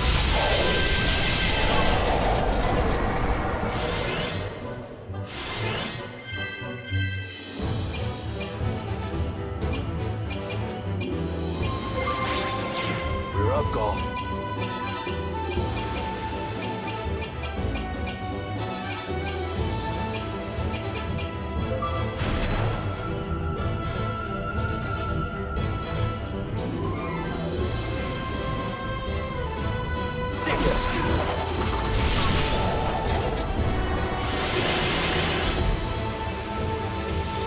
Evaded.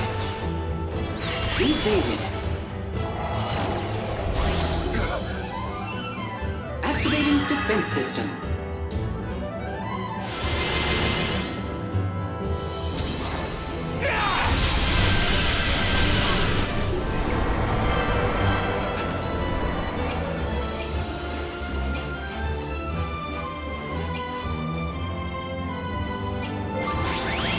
All right, leave it to me.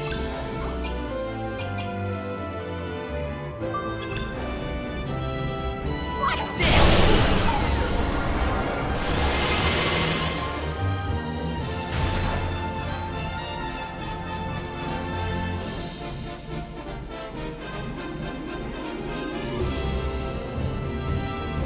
Adolfo!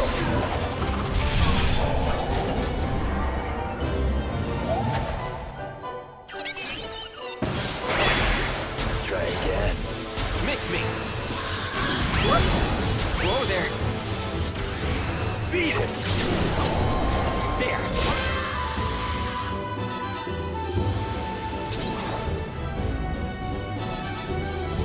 Time to strike!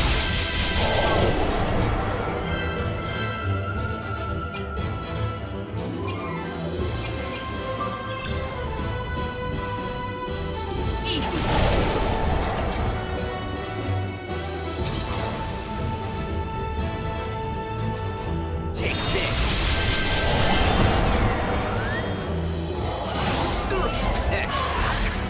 That's it. Beat it!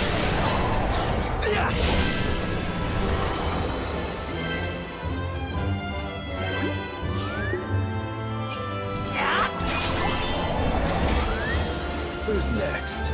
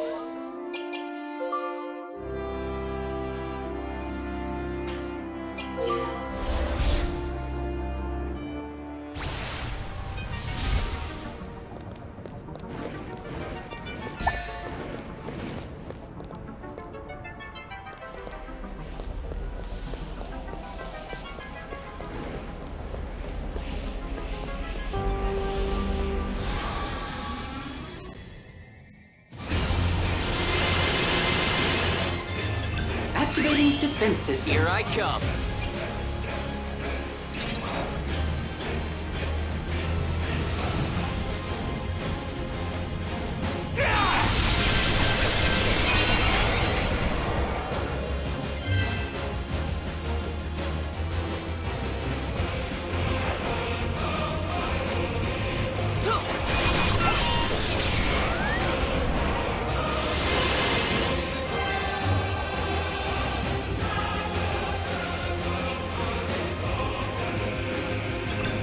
Engaging lightning tech!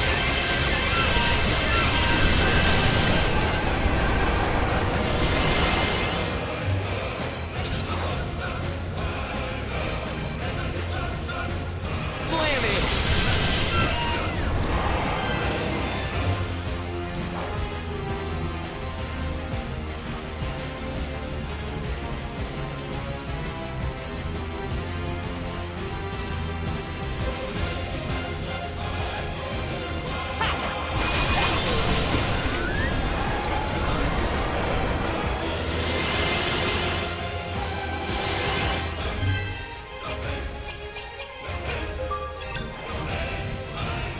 Electrical discharge!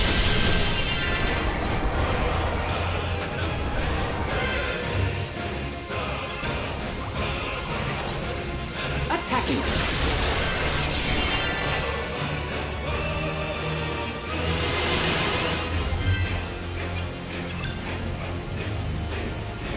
Electrical discharge!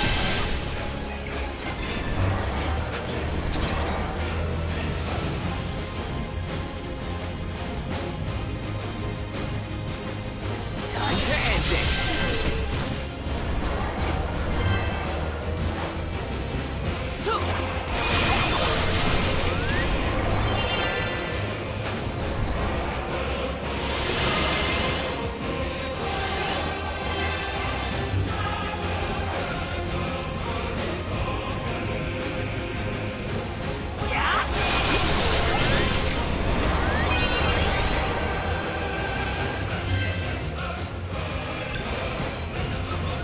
Electrical discharge!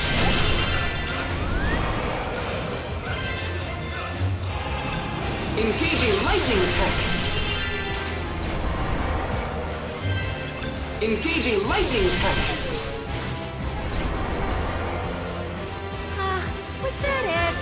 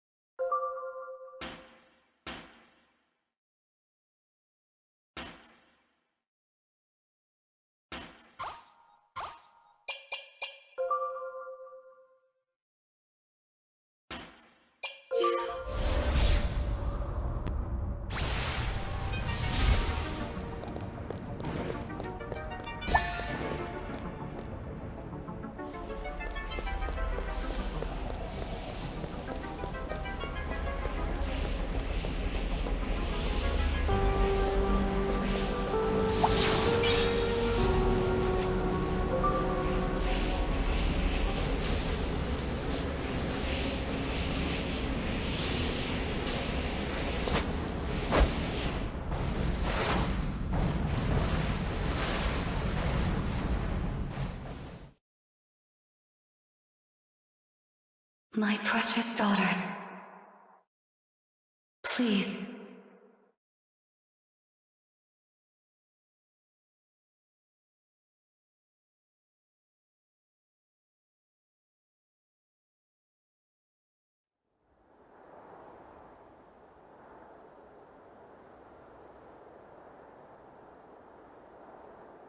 Back here again?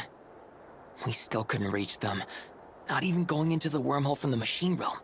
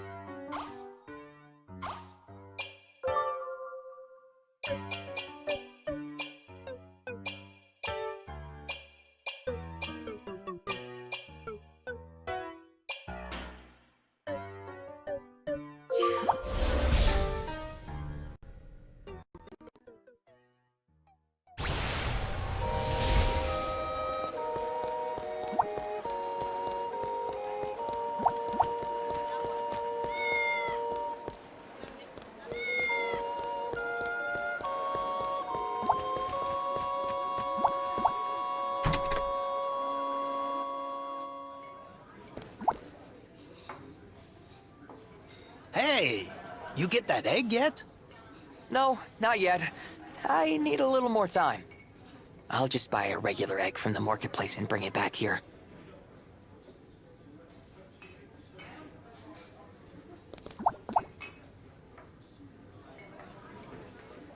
Hey, you get that egg yet? No, not yet. I need a little more time. I'll just buy a regular egg from the marketplace and bring it back here.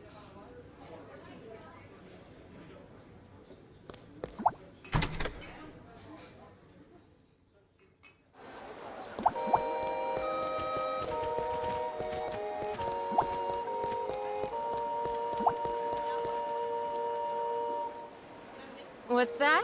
You need eggs? You're in luck, my friend. I've got dozens of eggs, all laid fresh this morning. Great. Give me one of those. Here you go. 1 egg. Thanks. Hopefully, I can get this one back to the bar without it hatching on me.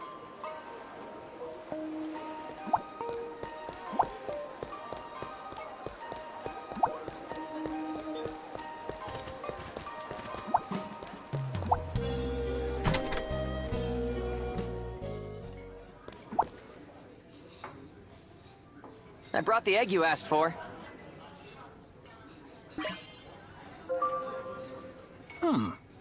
It looks a little runty, as far as Lyranodon eggs go. But yeah, it'll do. Give me just a sec. There. Centuries of rice omelet progress, all culminating in this dish. Hope it was worth it.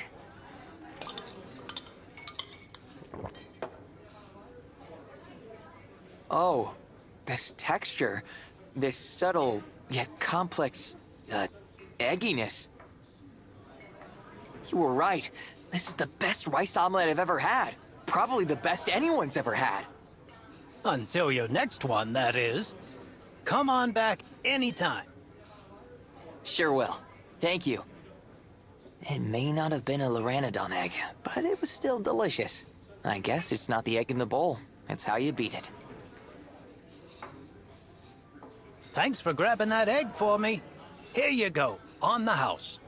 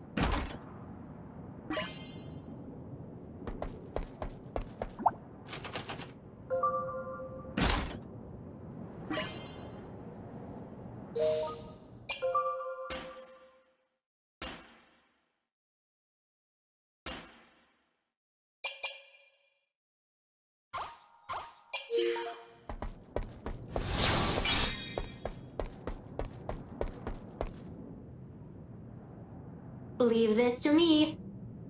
Go for it.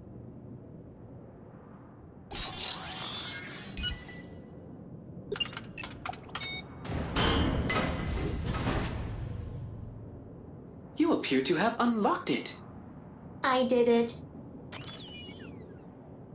All right, now we can head inside.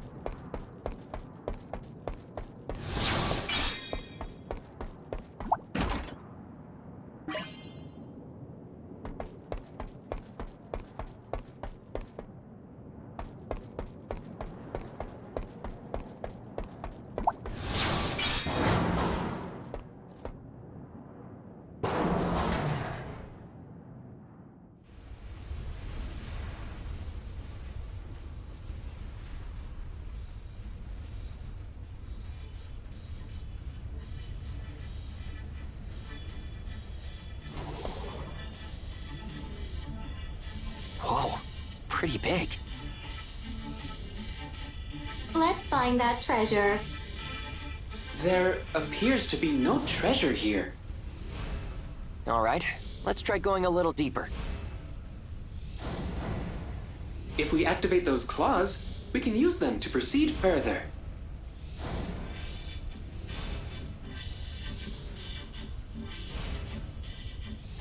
Let's go. Oh. We do have an escape route, should it prove too confusing. Now that you mention it, there is an approach you can take when lost in a complex structure. Master Leo, if we find ourselves stuck or unable to find a way back, I ask that you warp us out so that we may try again.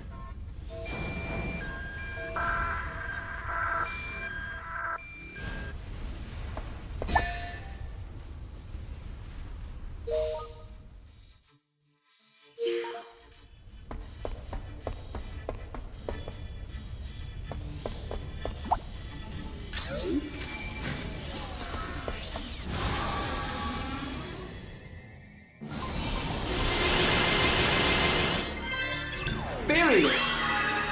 Do I gotta?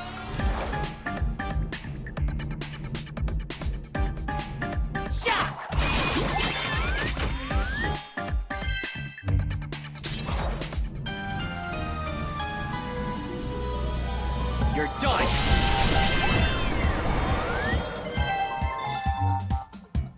Attack!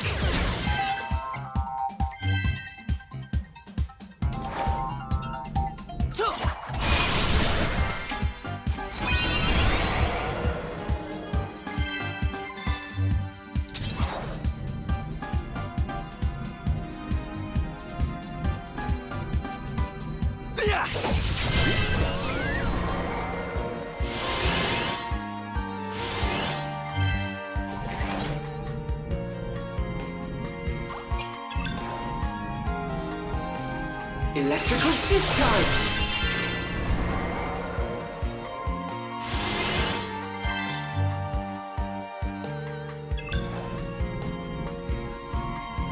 Electrical discharge!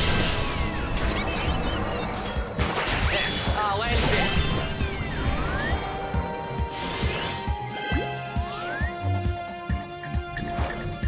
That's it!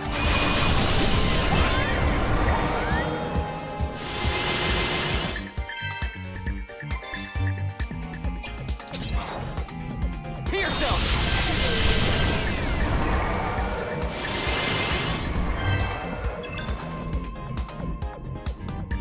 Electrical discharge!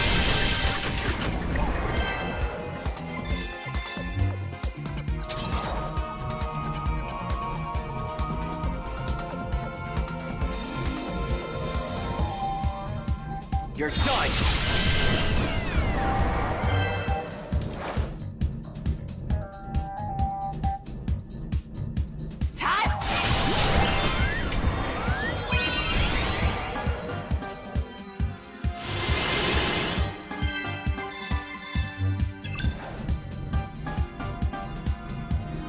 Engaging lightning attack!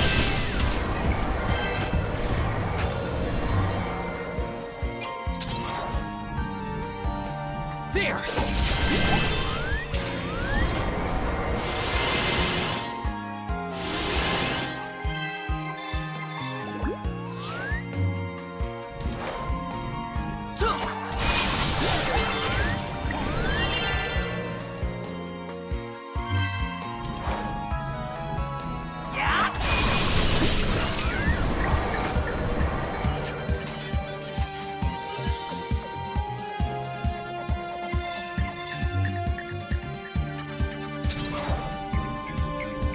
I'll end this!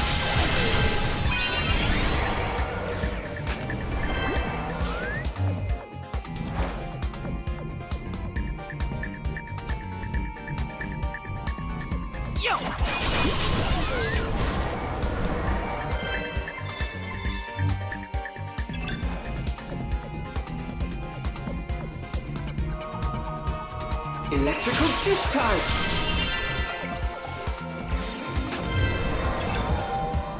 Electrical discharge!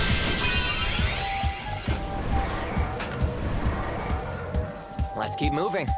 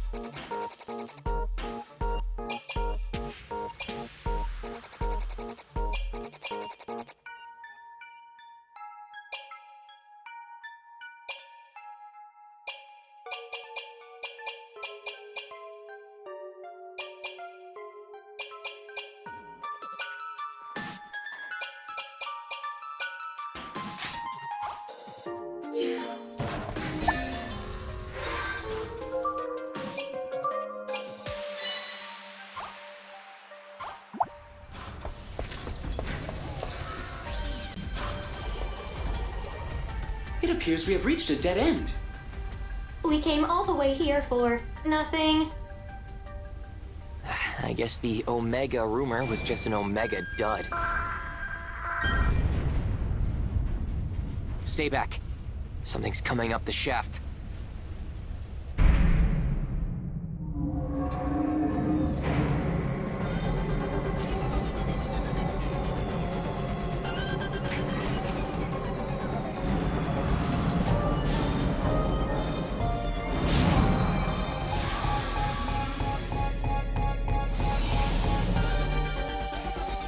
We're doomed. This guy is super, Omega, serious. Deploying barrier.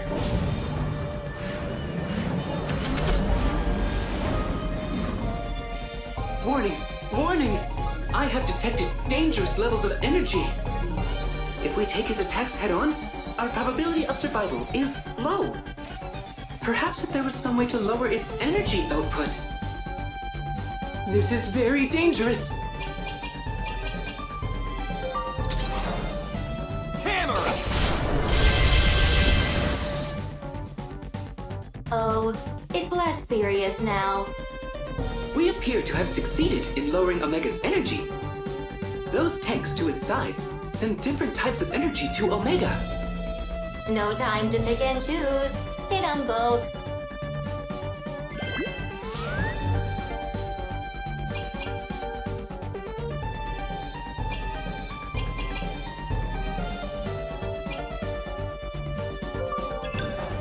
Thank me later. Sweet! That's it! Attacking!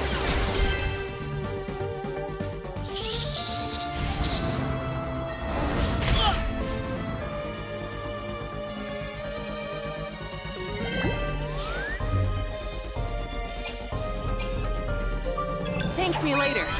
Abilities augmented. Yeah? Time to strike!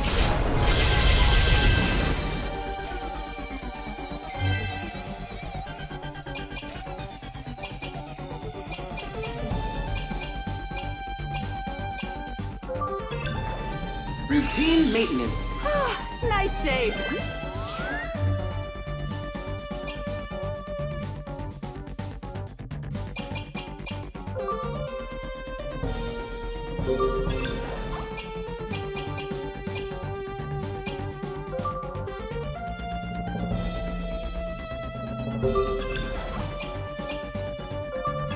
Here, use this!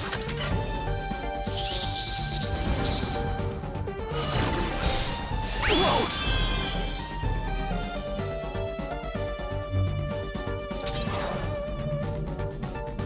Take this!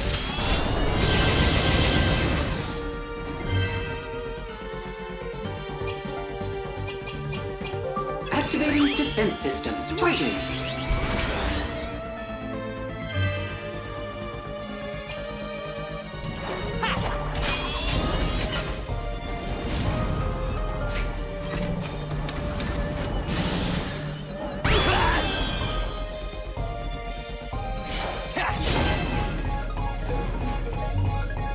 This'll do it!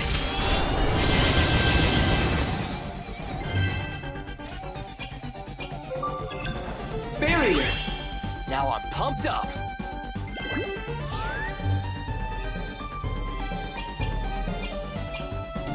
Yo!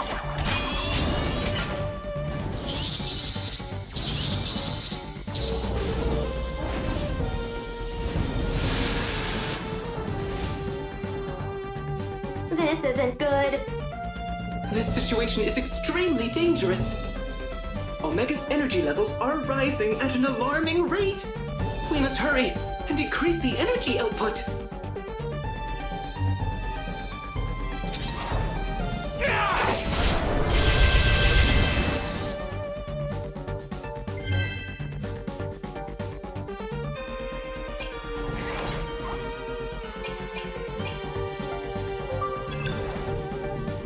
Are you all right? Thanks.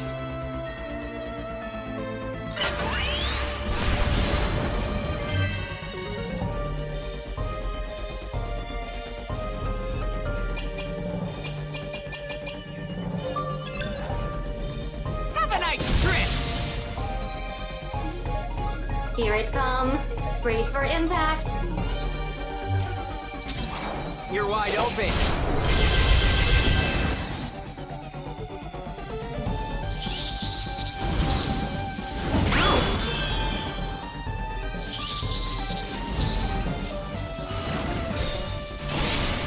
Forced shutdown. Hey, you still operational? Energy output appears to have ceased. Now is our chance to recompose ourselves.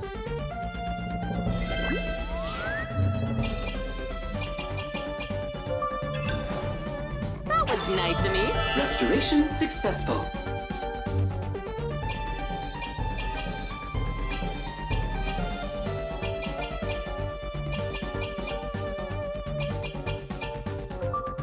It's not over yet. I'll end this.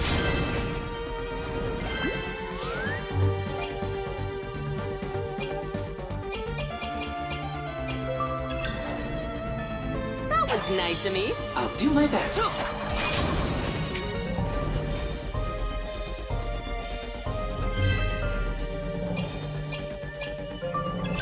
Barrier. Nice. Boosting attack functions.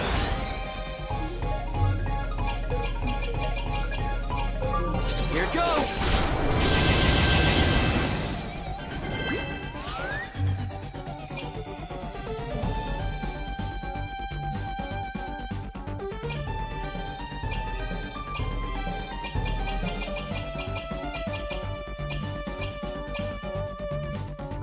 Perfect, huh? Parameter boost. That's it!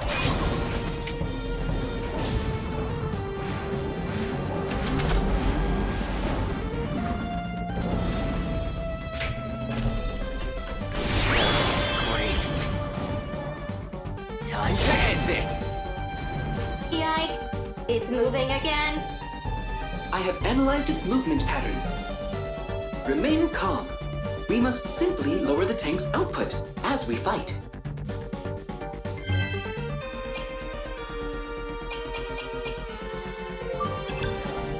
Situation optimal.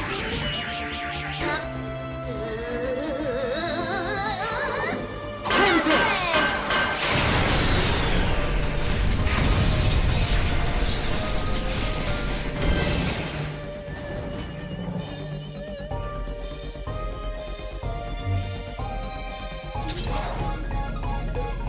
Time to strike!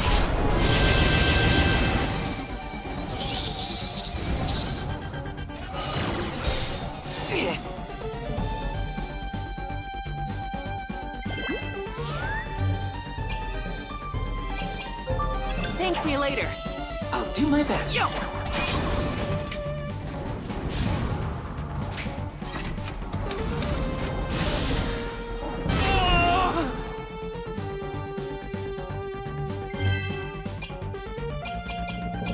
Barrier. Boosting attack functions.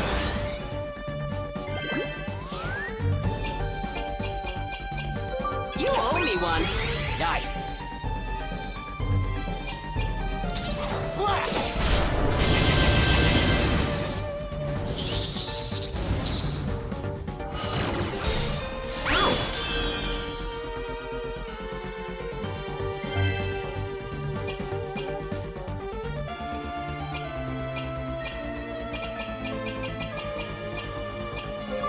Weep, weep.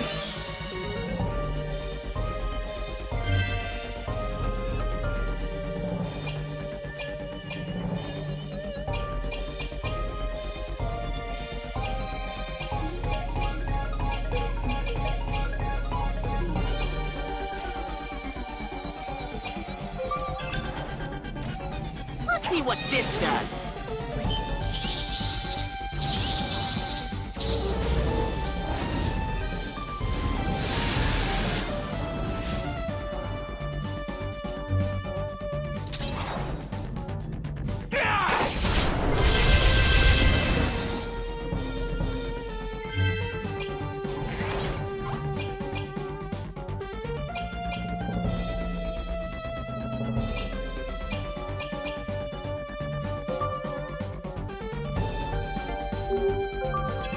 Are you all right? Appreciate it. Destructive power.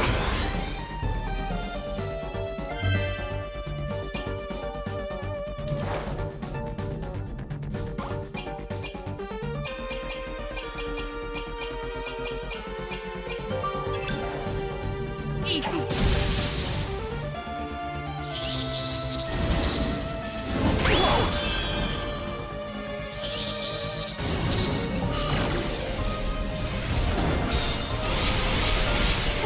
Forced shutdown. I'll cut ya!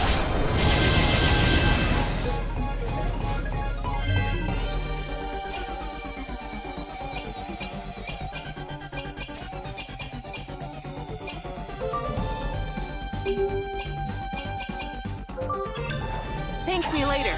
Thanks.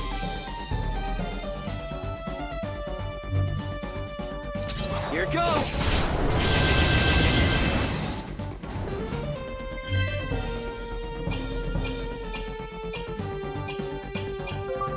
That was nice of me. You're the best. Yeah?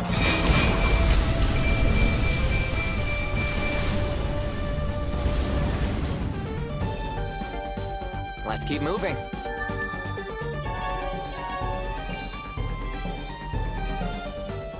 Whoa, too close. We have won a statistically improbable victory. That's what I just said. So that was Omega? Sure didn't look like a treasure. However, it was carrying this weapon that I believe will prove valuable. Better than nothing. No doubt about that. Let's head back and get some rest.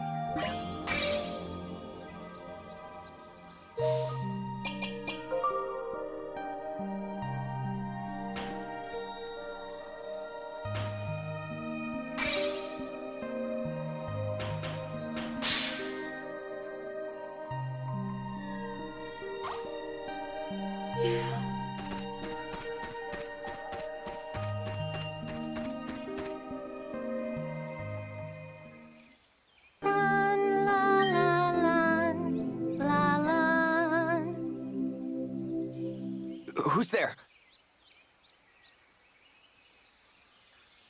I must be hearing things.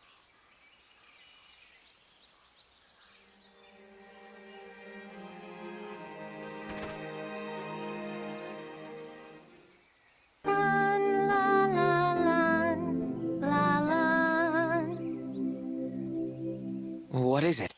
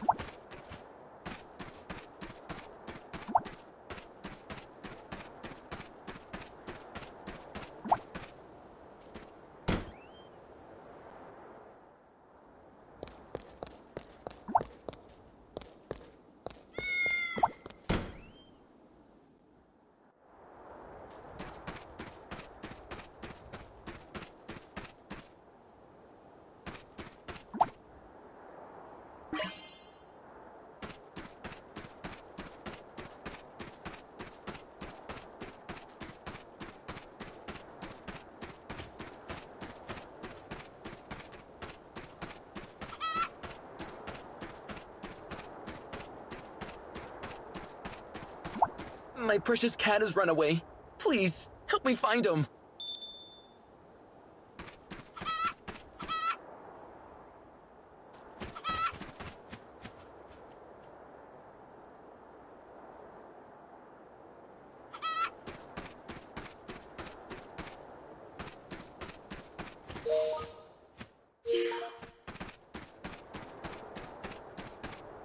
So, did you find my cat? There's a chance he might not be in the old district. I've already looked here, and along the path to the new district.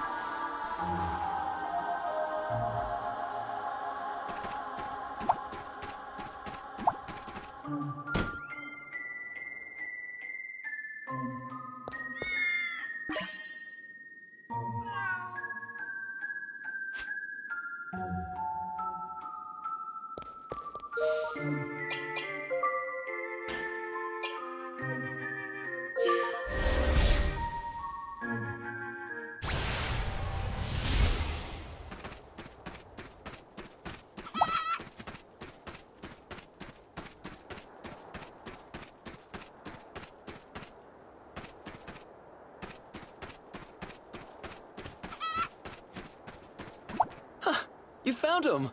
Thank goodness. I have to admit, I was originally just thinking of selling him, but I've grown so attached to the guy. Thank you so much for finding him. I'll take good care of him, I promise.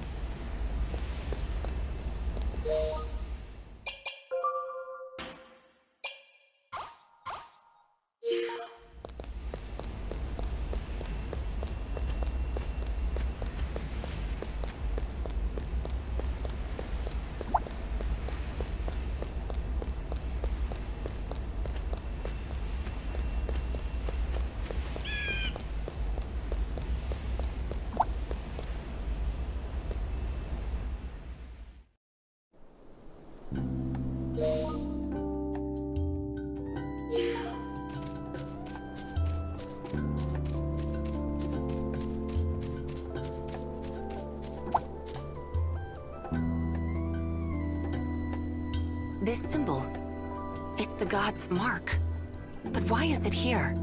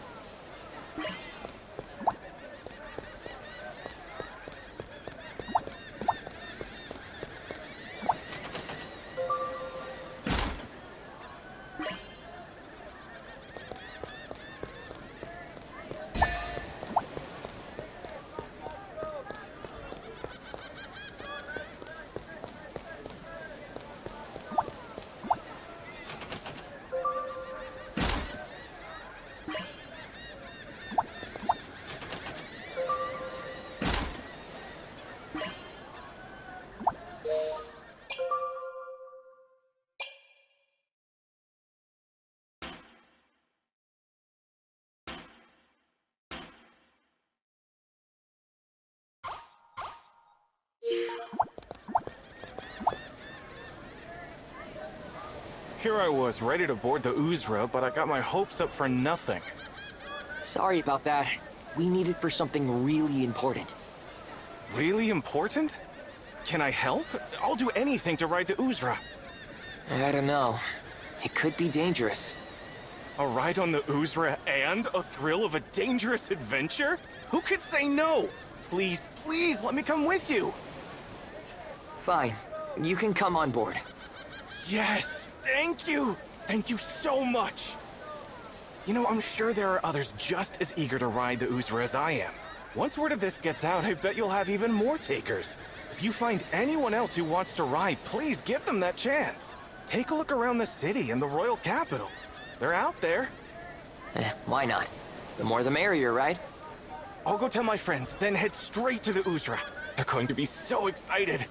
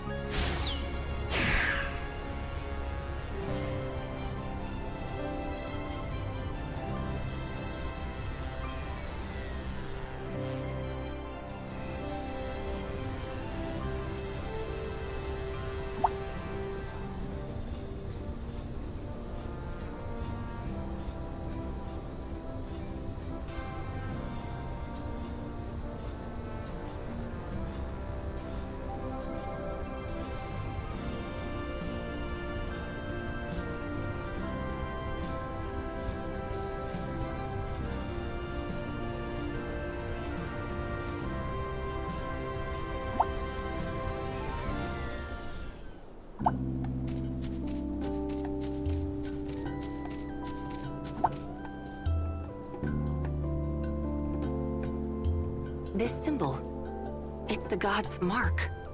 But why is it here?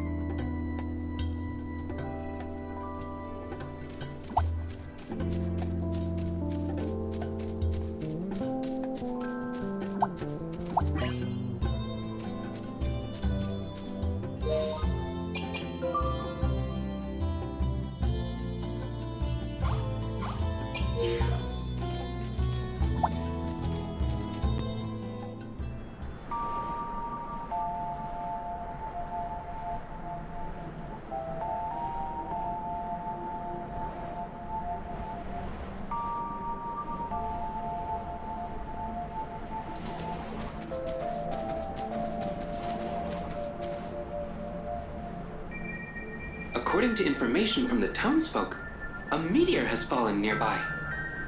Kablam!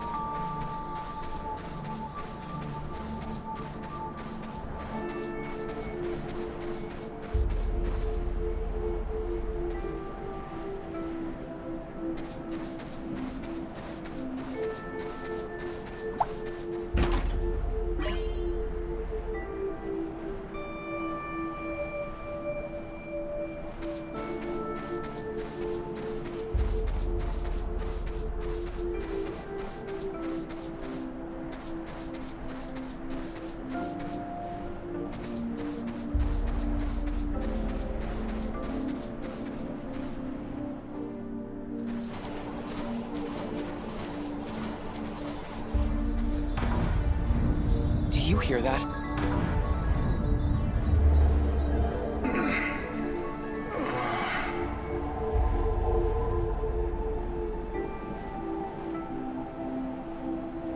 Is that someone's voice?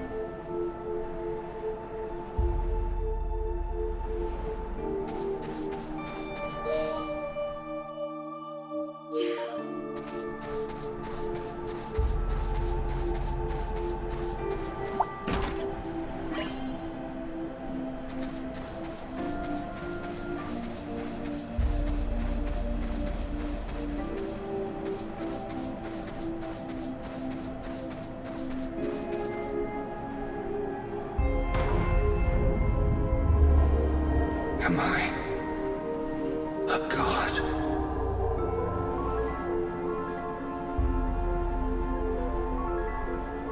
Wait, I know that voice. It's Zinniker! We've got to follow it and find him.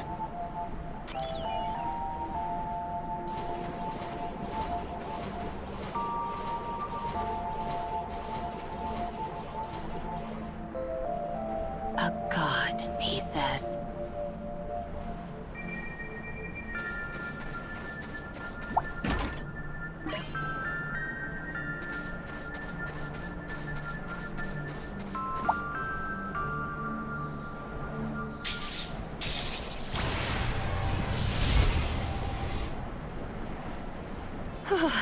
Couldn't you call us somewhere warmer?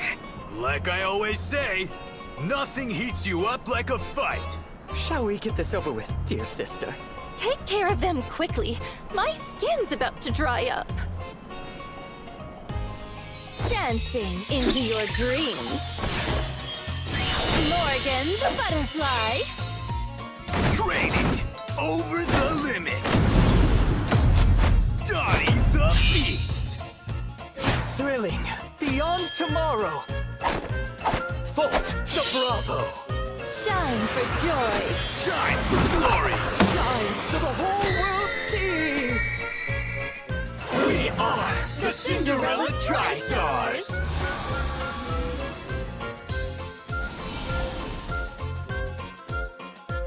We won't lose to you this time. I've got a special new toy to show you. Behold, the Super High Density Defensive Barrier Unit. You can call it the Rock. Trust that it is fully and properly calibrated this time. Hey! Where's my rock? Sorry, Dottie. I'm afraid I only have two. Besides, you hardly need one. Not with those muscles of yours. Barrier!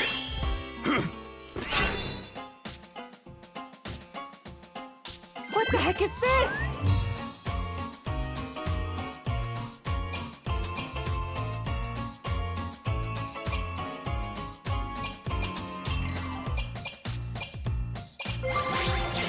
Allow me. You good to go?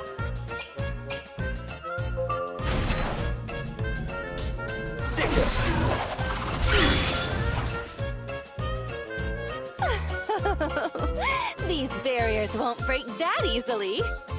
It's so safe, I might as well have a cup of tea.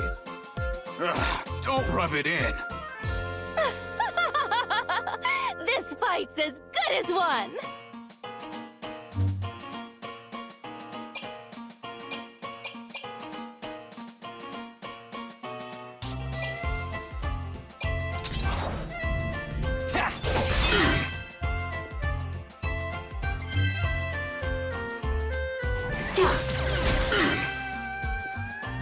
Quiet, please. Yeah! Pierce him!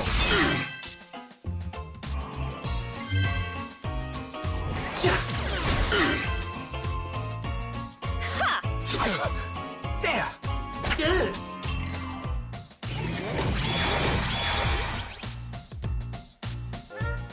Wait! My barrier! It's gone! That's odd. I'm sure my calibrations were flawless. Well, Dottie, do something! Don't let them hit us! Dottie's time to shine! With muscles, who needs machines?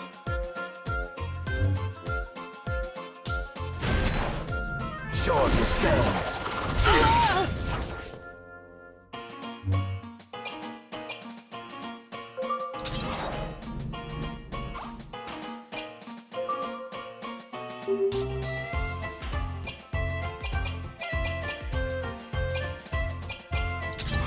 There. Ouch!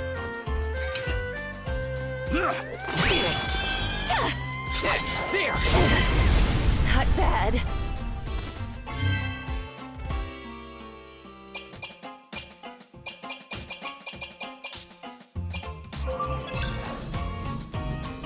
Electrical discharge! No! The healing power of music.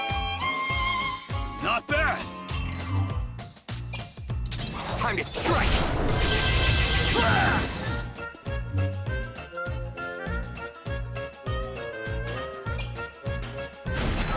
Adolfo! All targets eliminated.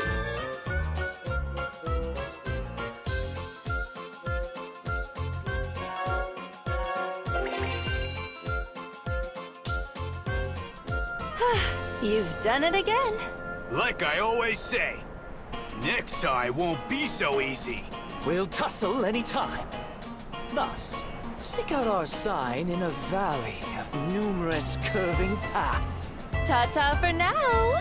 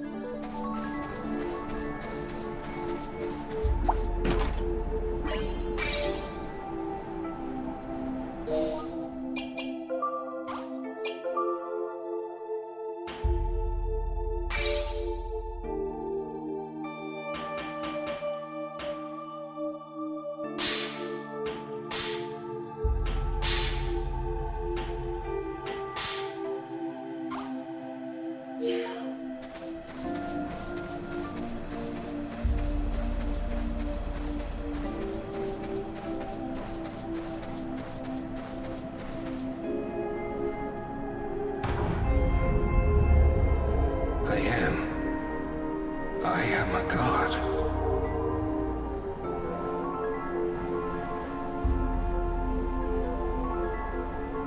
That's Zinniker's voice for sure. Zinniker? I've not heard of any god by that name. Is he a friend of yours? Yeah, he's the captain of the Uzra. We got separated when we went through the wormhole. That's right. These are my memories. My memories of godhood.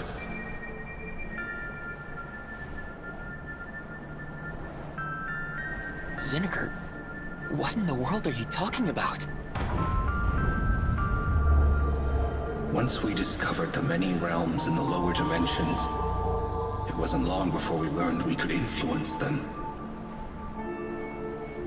We thought of ourselves as higher beings, as gods. And, of course, gods must control the universe.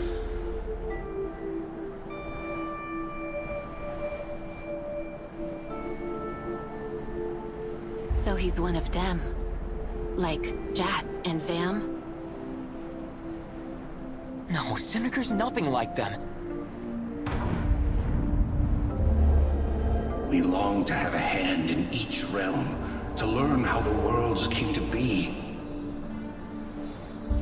To know everything about the life forms that grew there. To unravel the mysteries of their hearts and emotions. Humans, mere collections of cells. Though tormented by emotions, they never give up their desire for others, for themselves, and for answers. I remember, back then, they called me Taros.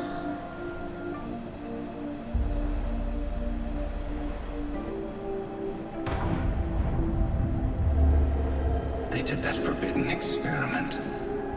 That's how we lost her. How we lost Yim. Now, with her soul gone, her memory may truly be all that remains. Yim. Yim, why?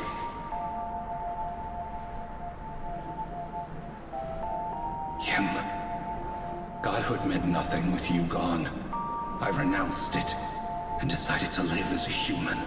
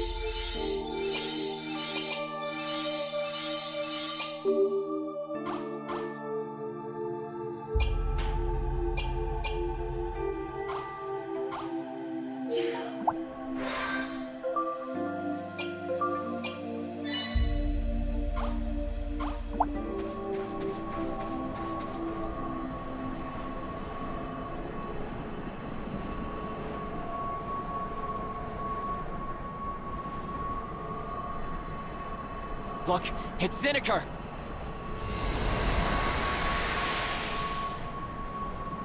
So, after we went into the wormhole, I got sent off to the Chaos Realm.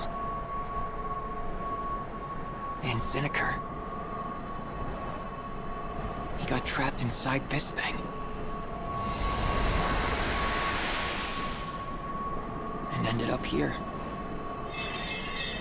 Here comes trouble!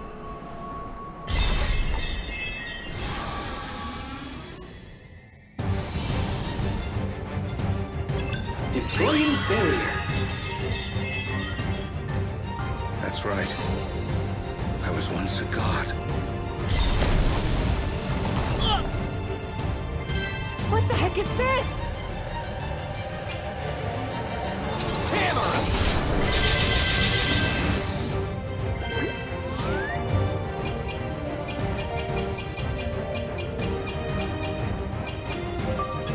You owe me one.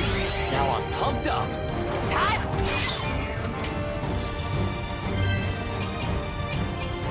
Evaluating enemy. Yes. My name was Taros. Yeah!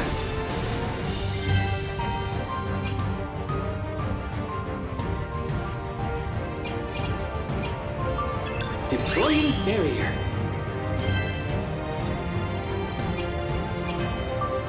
Perfect, huh? Now I'm pumped up. Yeah!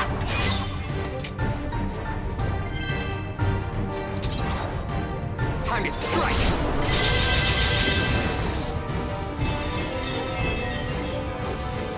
Him. Because of that cursed experiment. Yeah!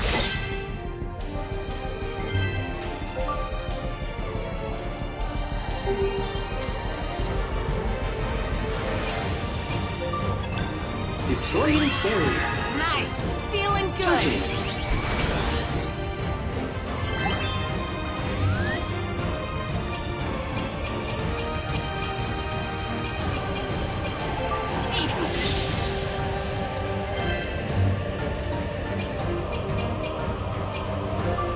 You're wide open. You left us. And I gave up my godhood.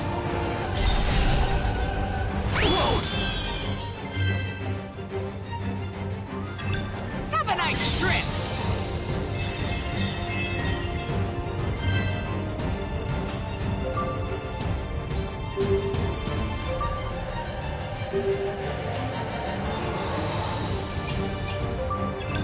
Deploying barrier. Nice. I became a mere amalgamation of cells.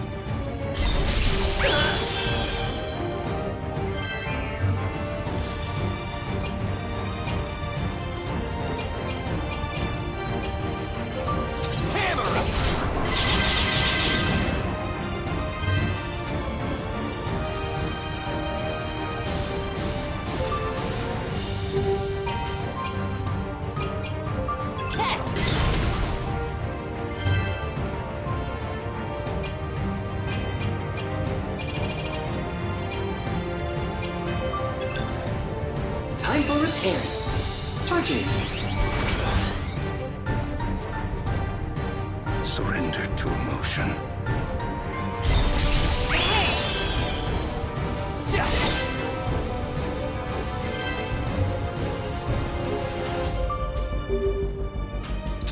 Here I come!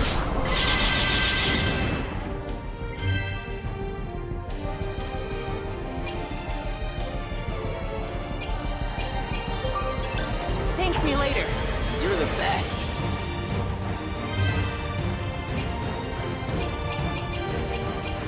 Activating defense system. Here I go! Left crawling in the dark for answers. For you.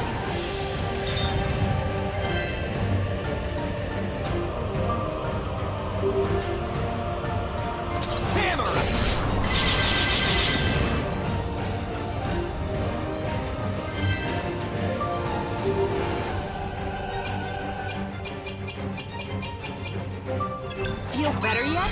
Abilities augmented. Yeah?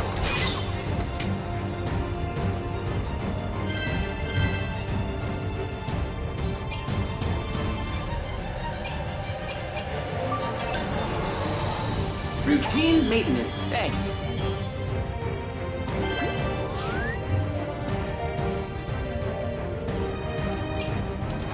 Yo!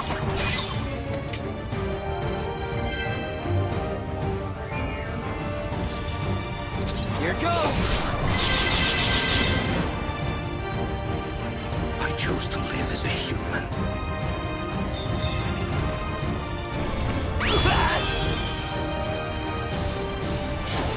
It's all coming back to me now.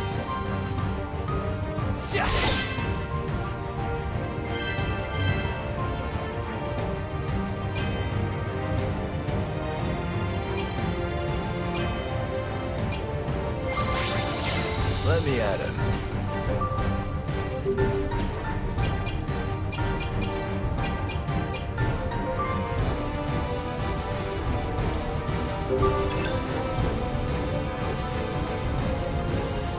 Go!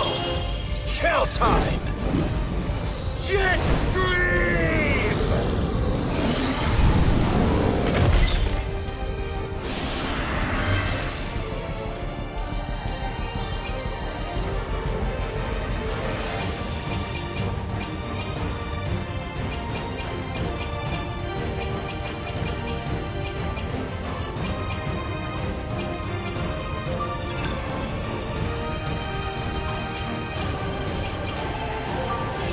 Yep, all better.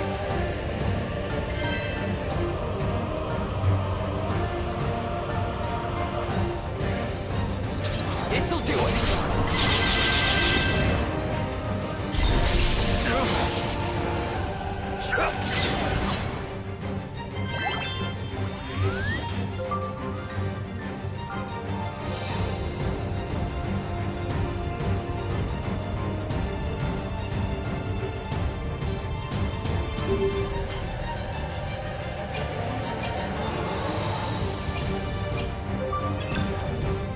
Yep, all better.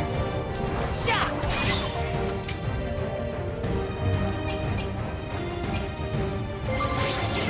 Sorry to keep you waiting. Barrier! Sweet!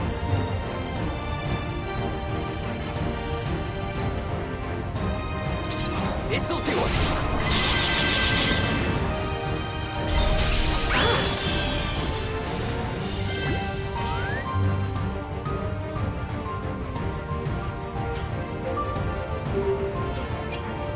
Shot!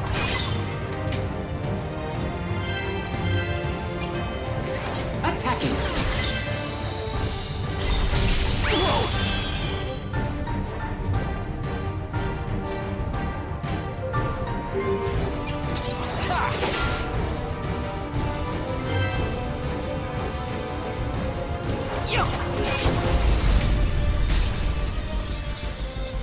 Just getting started.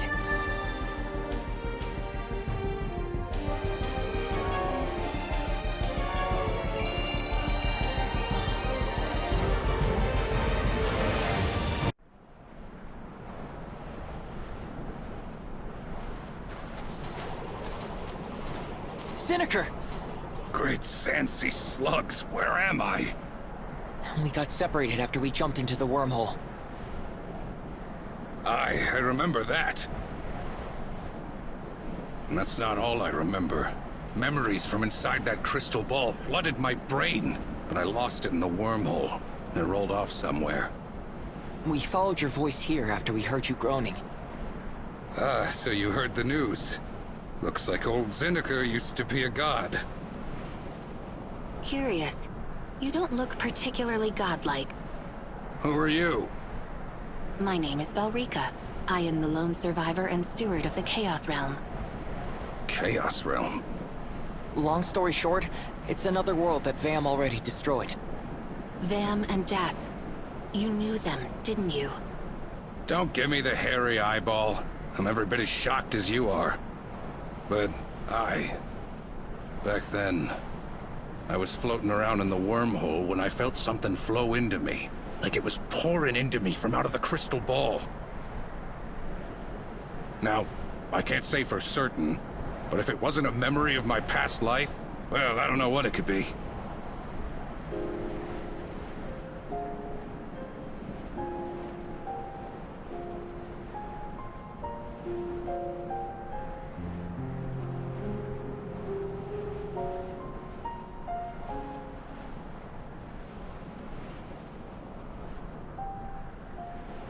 Your past life as a god.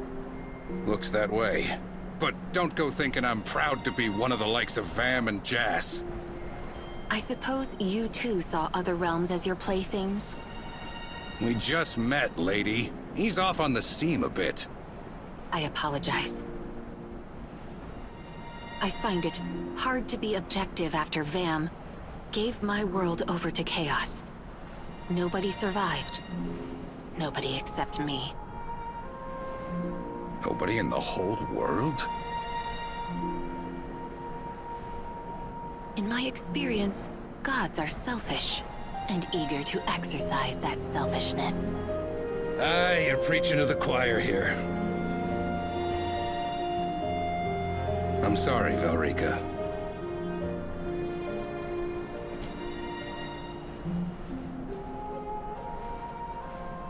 I'm really, truly sorry. No, it was all Vam's doing. Even if you were a god like him, you have nothing to apologize for. Well, if you need a shoulder to lean on, I know what it's like being alone. My sister meant the world to me, and I let her wander off, leaving me behind. I know the feeling that you're feeling all too well. That true loneliness that can't come from nowhere but the void. It's a beast, ain't it? I'm really, truly sorry.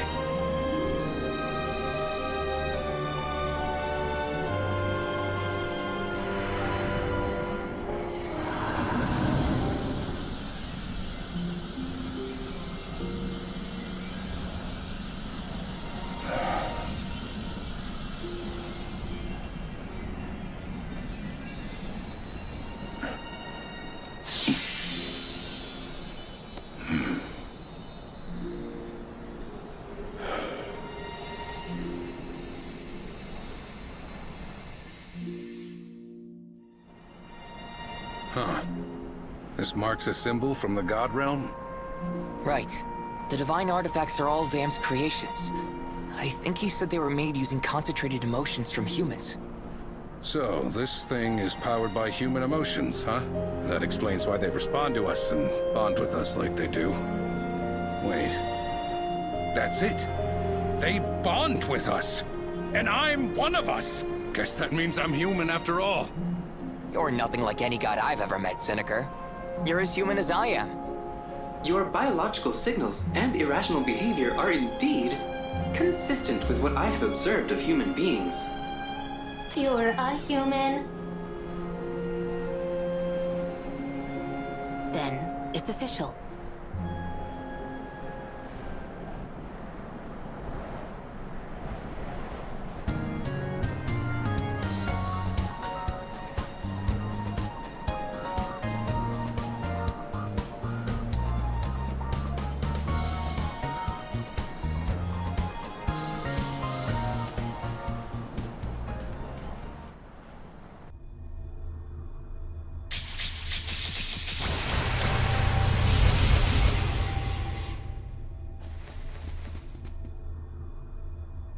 What in places?